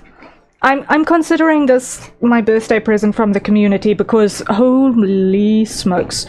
Depending on how fast we can get this, I should actually then be able to place the order in tomorrow. Or however long it takes for this to get from PayPal into my actual bank account. I should be able to place the order. Oh my word. Thank you!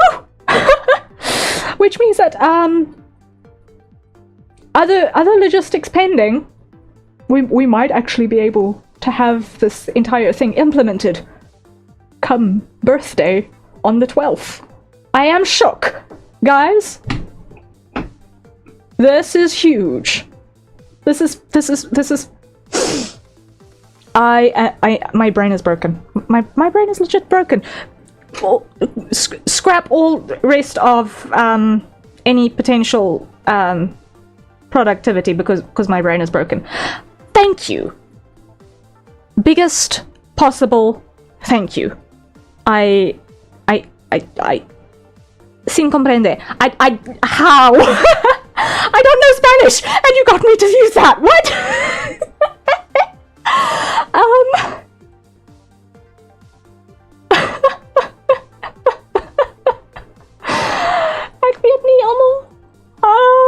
Thank you. Frias Pai Donkey. I am out of my brains. Arigatou gozaimasu. Oh my word. Just super thank you. Oh my word. Guys, I don't know what to have. I don't know what to say to this. I don't know what to say to this. We love hearing people be happy. It makes me happy when others are happy indeed. Yeah, guys. I'm honestly I don't know how the words are not sufficient for the amount of gratitude that is bubbling out of my brains at this moment. The happiness is infectious. Yeah, no. This is I am without words. You guys have just been so unbelievably generous this day. And this whole last month in general. I am out of my wits grateful. For you guys. Oh my word. I need to make this worthwhile for you. We need to so make this worthwhile.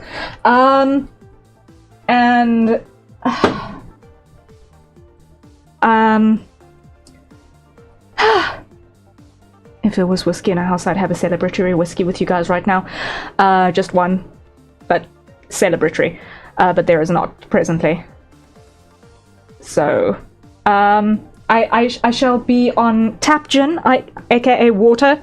Everyone, acquire your nearest safe consumption beverages, and let's take a sip with that. Cheers to having reached the goal for the streaming laptop. I am out of my wits, grateful to you all. Thank you. Thank you. Thank you. I am grabbing my not beer to celebrate. This is an 18 plus channel, guys. We can understand when we're having one. This is an 18 plus channel, guys. A safe for work, but still 18 plus channel. But yeah. Cheers to you for making something possible that would not be anywhere near possible without infinite generosity from you guys. I am so very appreciative. Cheers, guys. Thank you.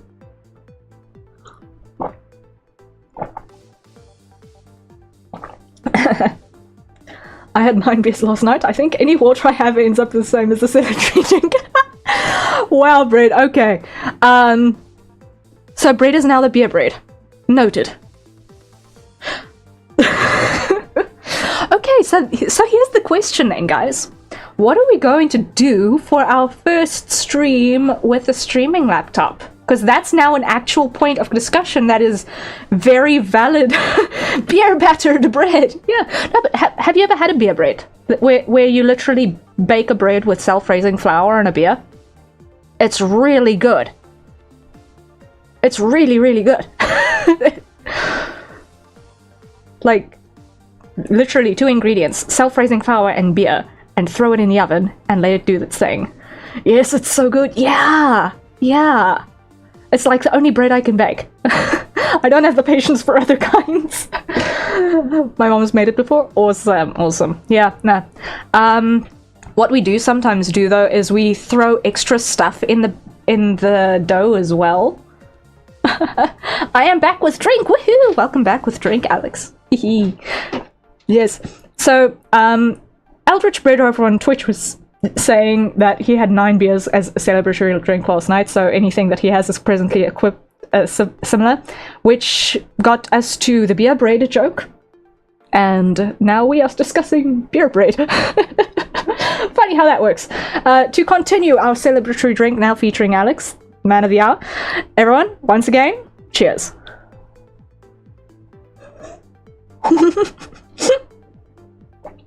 Hi, back with drink. I am Cy Prime. Oh my word. I think I'm definitely going to incorporate the bullet style chat thing that I retweeted a couple of days ago. I'm definitely going to introduce that into the Zatsu screen. I wouldn't say I'm man of the hour. I only helped a bit. You helped more than half. You legitimately helped more than half in the last week. I am not going to underplay that. Your role has been real. Once again, you have donated more in the last week than what I usually earn in a month. But by now a significant margin. So, no, I am not going to downplay how I appreciate that. Obviously, I appreciate all individual contributions, but I want to put credit where credit is due in terms of that significant role. Because you've basically been a channel sponsor this month, and it's been amazing.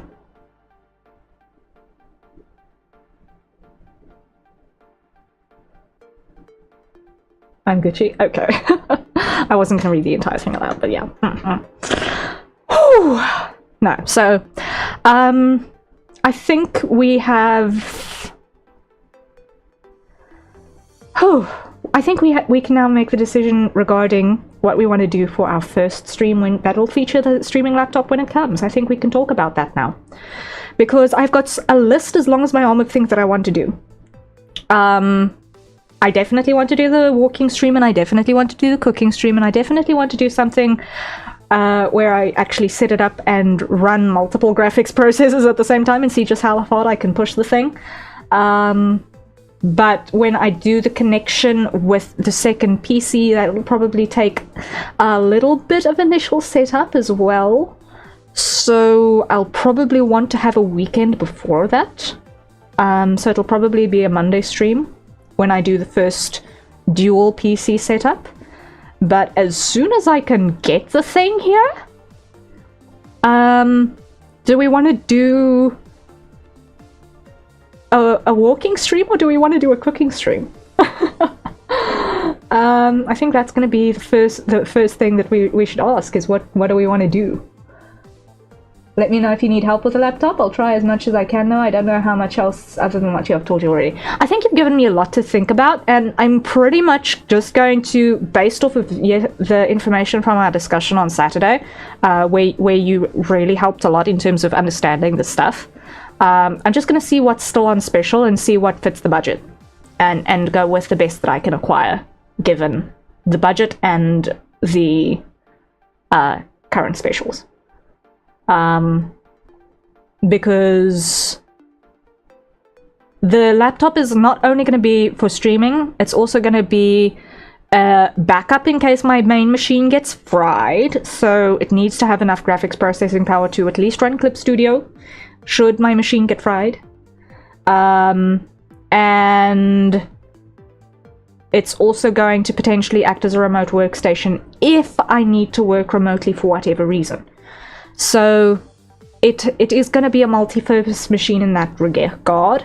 However, under most normal operating circumstances, it's only going to run my VTuber and streaming software. So hopefully it will be overpowered for what we need it to do for majority use case, because that way it's not going to be under pressure under majority use case, and that would be nice. Because when your machine is not under pressure, its lifespan extends quite drastically. So yeah. Hopefully there's good ones up on special then, yeah. I'm pretty sure. I will check out the supply site again and see what is still good and compare with Brother Unit, who is secondary voice of reason. But yeah, I'm definitely going to look at what you mentioned specifically when it comes to the processing system.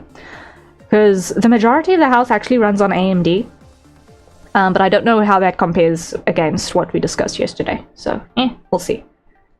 Saturday. I need to remember that yesterday was in fact not Saturday. Oh my word. Okay. Oh. Crazy. This is what happens when you've got a really weird, messed up sense of time. It all blurs together in one continuous weird thing. But yeah.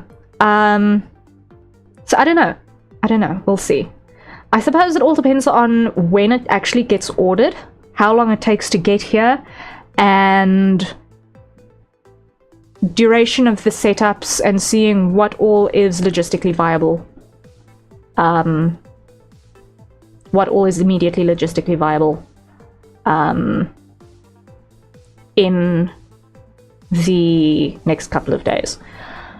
I do know that the weekend of the 8th of March, the weekend of 6, 7, 8 March, I have got chaos happening IRL for a couple of days.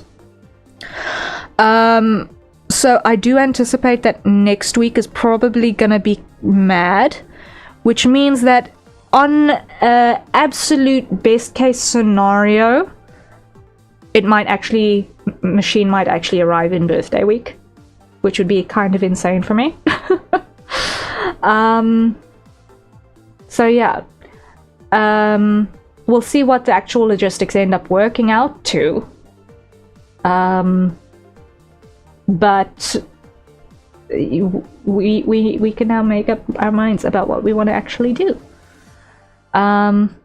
I think overall the easiest one to logistically set up would be a walk and yap type walking Zatsu, because it would literally only require me to set up my OBS and VTube Studio and VBridger. Because moving my phone tripod to do facial tracking and microphone and its interface to where the treadmill is for the walking stream is basically a doddle in comparison to doing a setup for a cooking stream. But I want to also start thinking about what my setup for the cooking stream will then be, because I will want to do that by a regular on the regular, yeah. Best do the walking then to keep it simple. I think that will be the easiest one and fastest one to implement. Also, now that I'm mostly healthy again, I think I've pretty much beaten the bug that I'd been fighting with up until recently.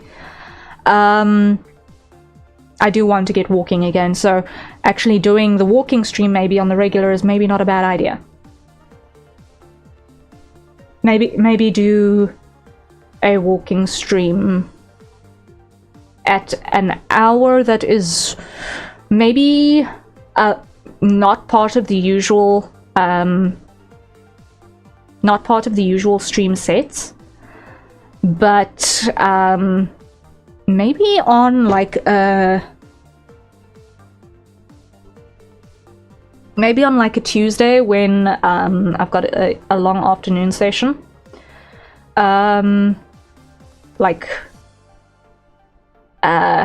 Afternoon slot on a Tuesday in my time zone. Best to do the walking thing to keep it simple. That would be good. Yeah, I feel like that. Because that way we can still do other stuff later. Because I'm scared of doing the walking stream in the usual time slots, largely because at those times the rest of the family wants to use the common area where the treadmill lives. And I don't want to inhibit the rest of their movements with my streaming. I think that is just common courtesy, really.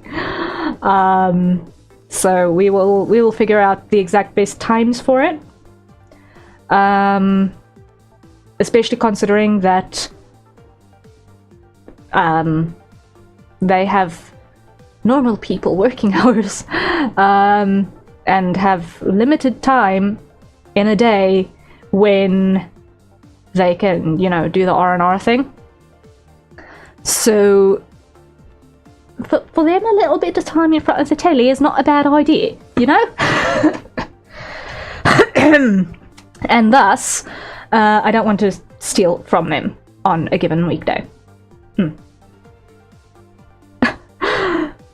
The accent drop, the accent drop was a little bit of a surprise to me as well. It just came out. I didn't plan that. I didn't plan that.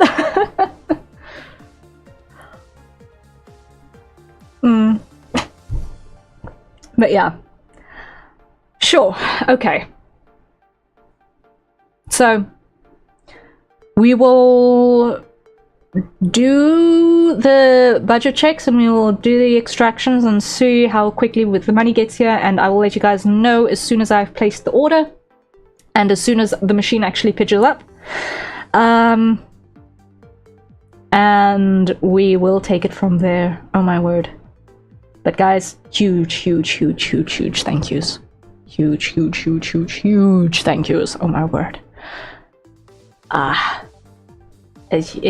It's mind-blowing, honestly. Ay.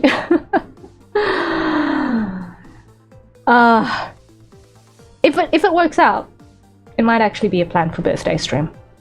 If it works out, it might actually be a plan for birthday stream. We don't know. We'll see how it works. Not going to make any promises yet because it all depends on the logistics timeline. Because if you were in the Discord and you've been following the chat in general, I am generally very skittish when it comes to planning things for birthday streams. I've tried it a couple of times and it,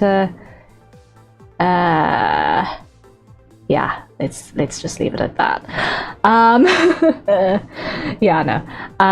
So we'll see. Maybe we'll just do the walk and yap for the streaming laptop inauguration. I think that'll maybe be good.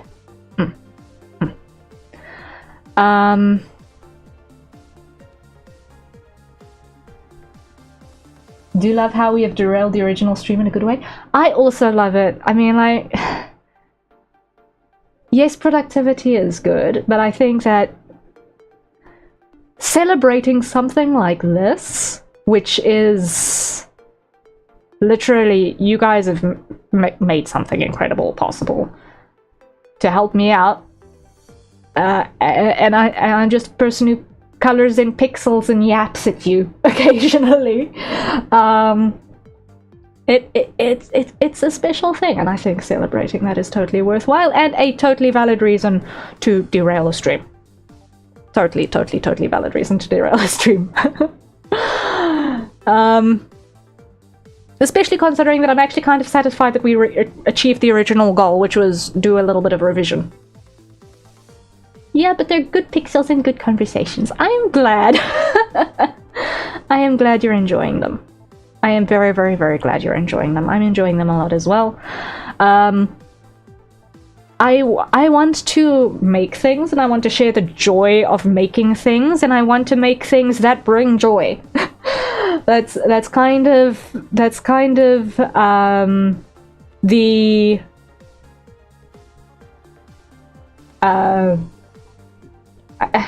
it's kind of the trinity of what I want to achieve, right? Enjoy making things in a way that I can continue to enjoy making things. Make things that you guys can enjoy. And share the joy of making things with you. And maybe inspire you guys to make things too. I think that is the collective goal. Is just make the stuff and enjoy it. Make the stuff and enjoy it. I saw a talk by Brandon Sanderson that was posted a couple of weeks back, where his core foundation point that he got to at the end of this whole long discussion about why he does not like generative AI art, quote unquote, is that we, the people who make the art, are a fundamental part of the art. And I adore that, because a pretty picture on its own is just a pretty picture. But the artistry comes in the joy that comes from making it, what you learned along the way, and how you grew through the process. So it doesn't matter what you're making, whether it's your writing, or you're coding, or maybe you're doing web development, or maybe you are, I don't know, building engines. Whatever it is that you are making, that you've got your passion in, if you're making it, you're designing it, you're tinkering, you're assembling, you are enjoying the process of making, whatever the making is.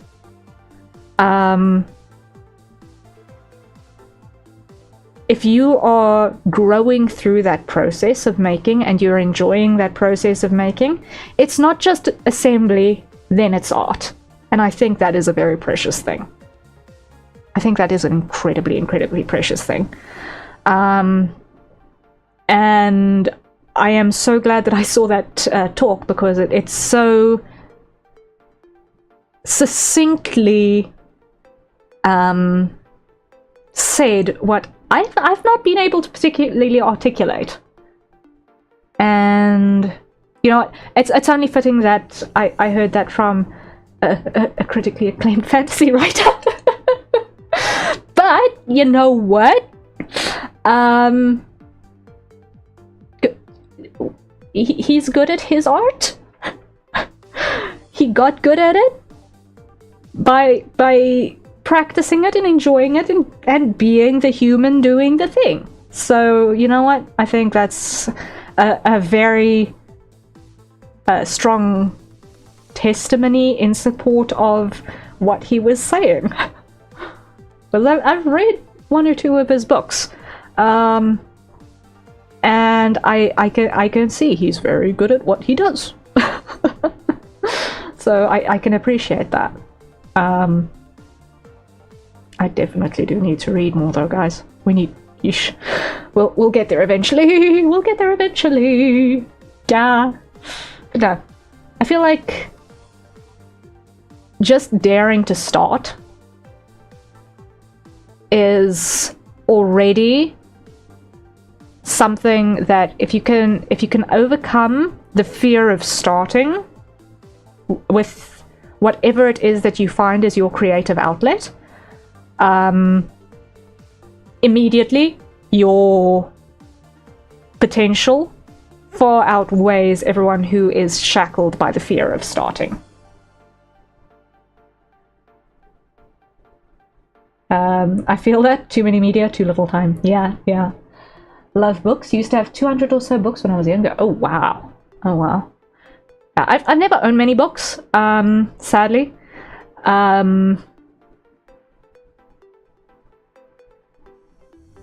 A lot of my fictional reading lately over the last 15 years has actually been in the comic space, mostly because that's what's been most accessible. Pretty much over the last 10 years, the only times that I've been able to get to a bookshop have been when I was at an airport for my previous job.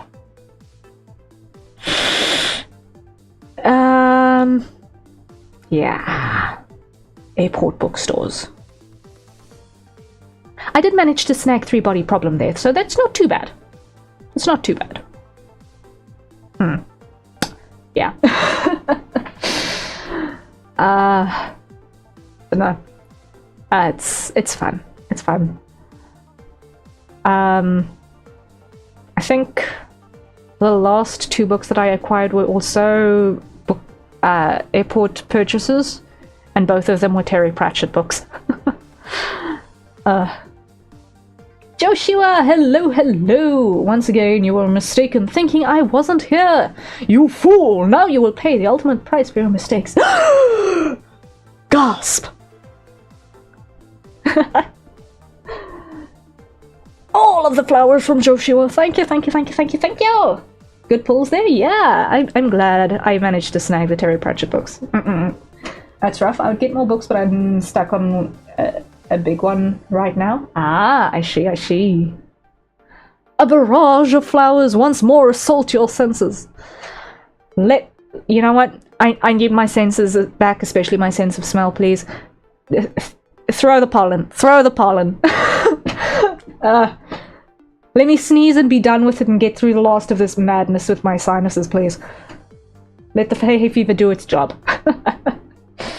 Hope you've been doing well. I've been lurking about. Yes, thank you, Joshua. Yes, we've been doing well. Oh no, she got stuffy nose. I hate that pill so much. Yeah, I am mostly recovered from the sick. Still dealing with the occasional little bit of congestion, but we're mostly there. We're mostly there.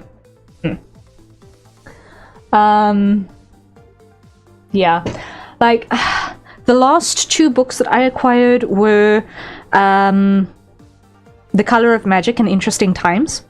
Those were the last 2 books that I acquired. I had read them before, but it was when I was in primary school. So it was a really long time ago. Oh man.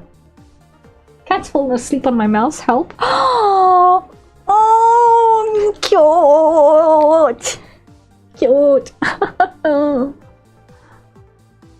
Last books I got were the Moomin series. I have heard the word Moomin before, but I have no idea what that's about. I will be very honest. I think I've maybe seen the word Moomin on social media like 5 times.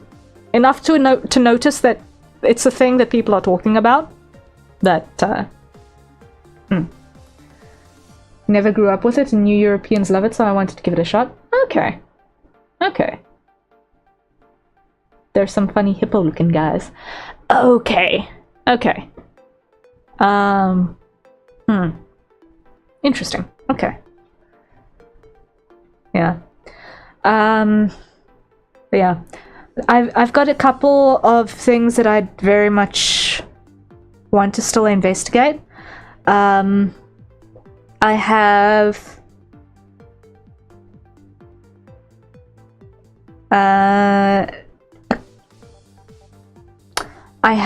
I think 2 novels on my shelf that I got given as gifts that I haven't had a chance to actually look at yet properly.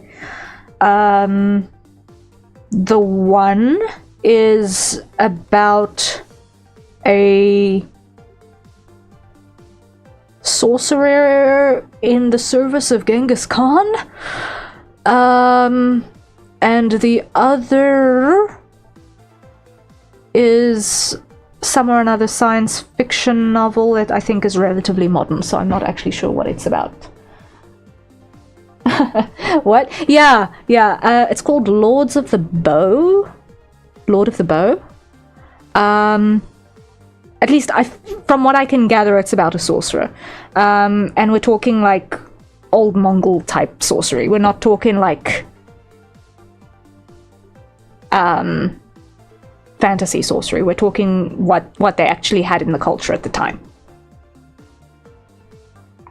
Moomin is pretty good, actually. I recommend it. Okay.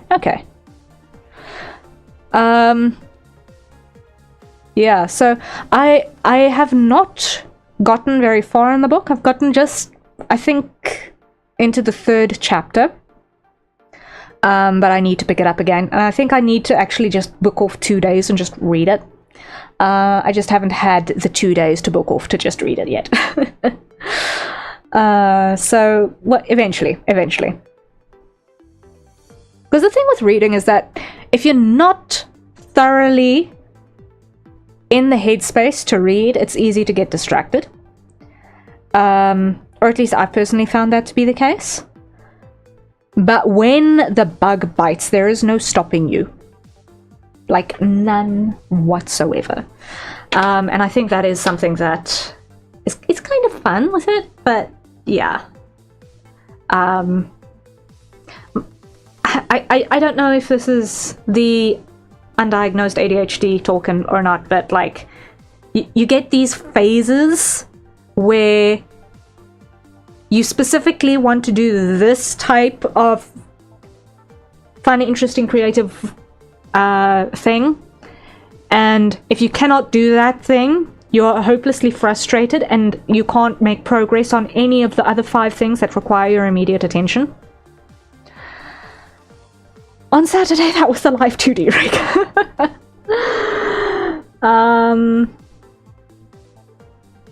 And on some days, it's reading. On some days, I know, okay, this is the day for the webcomic binge. Which one have I not caught up with in a while? It's like, okay, I've got at least 15 episodes of this action webcomic that I've been saving up. Time to binge this one. I've actually got a little bit of a backlog now. Whoopsie. Especially since at some point I lost my reading history on Webtoon. So I have to kind of reread to catch up with where I was on a bunch of them. And it's like, okay, I need to restart a few. I need to restart a fair few. To remind myself, okay, when was I? Because I can't remember numbers for the love nor money. So,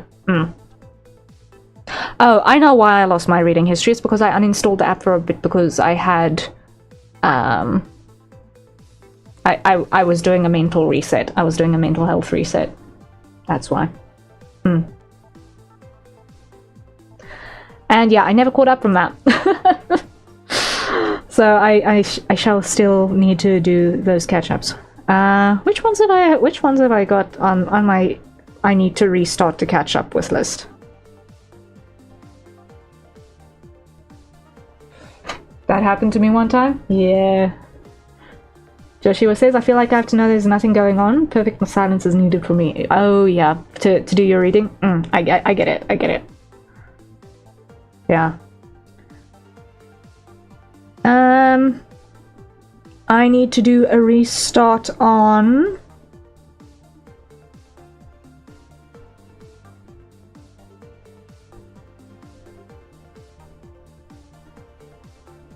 I need to do a restart on... I need to restart Miram RPG simulation. I need to restart... I think I need to restart Teenage Mercenary. I need to restart Jungle Juice. I need to restart...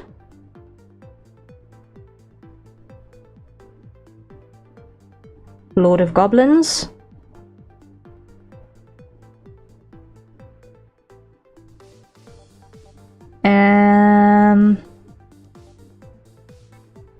Wait. Have I restarted this one? Or have I caught up with it? I am desperately out of sync with it, that's all. I need to catch up still with The Strongest Florist, which is now completed, I think.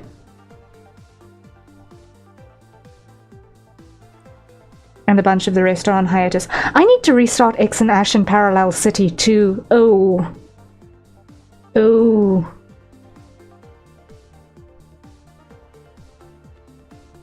Like, I know X and Ash is actually from the same world build as...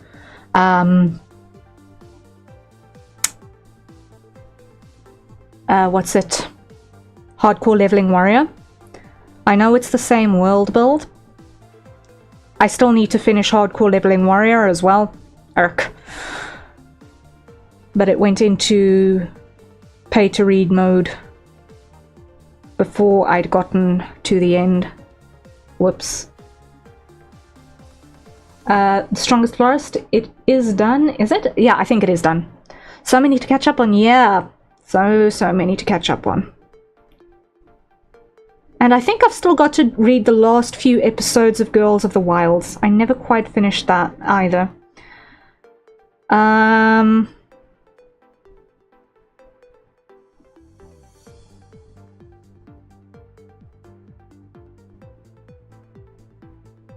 But I can't remember where I ended, and it's also now on pay to read.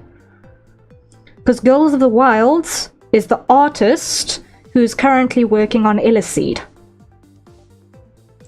whose writer is the writer of Noblesse. And I was absolutely mad about Noblesse. So the combination of the Girls of the Wilds art and the Noblesse writing is just like brilliant. Which is interesting because X and Ash is drawn by the artist of Noblesse. It's like, I need to read so many of these things. And then stuff ought to be coming back from hiatus soon. I think Return of the Blossoming Blade is coming back from hiatus soon. Possibly. Considering that music video just dropped. So it might be coming back for a new season soon. I hope so. That's a lot of reading you gotta do, man. Yeah. I don't know when I'm gonna find time for this. And you must understand, webtoons are my source of entertainment when I am not making things, guys. It's like that is my creative food, is webtoons. Alex says, I need to go sleep. Hope everyone has a good time. Thank you so much, Alex. It is, in fact, actually also time that I end stream for today. I actually have to be at an IRL meeting with family in the morning. Whoopsie. So I am actually also going to need to start wrapping things up so that I can be fresh for that. And and mentally functional. Because I am assisting with technical brains on a thing. So yeah, I'm gonna need to wrap up here as well. Thank you for the stream. Thank you guys. Thank you for being here. Thank you once again for all of your immense contributions and like all of the amazing support. I will keep you guys in the loop. Bye bye to you mighty gamers then. Yes, thank you all. Thank you all. Thank you all. Thank you all so much. You guys are amazing. I appreciate you guys so much. I hope you guys rest well. Enjoy. Have a fantastic rest of the week. I shall see you all tomorrow for either a collab with Chudu or the first instance of attempting game dev live on stream. Tutorials and all. God. So we're starting the new skill tree growth arc now. Catch it live only on Harrier Citadel's channel. Like and subscribe. I feel so cringe doing that, but hey, YouTube is supposed to be my main channel, so I should probably get used to saying that. Alright everyone, good night, rest well, and until next time, thank you so much for making everything possible. You guys are amazing. You guys are amazing. Sleep well, and cheery bye.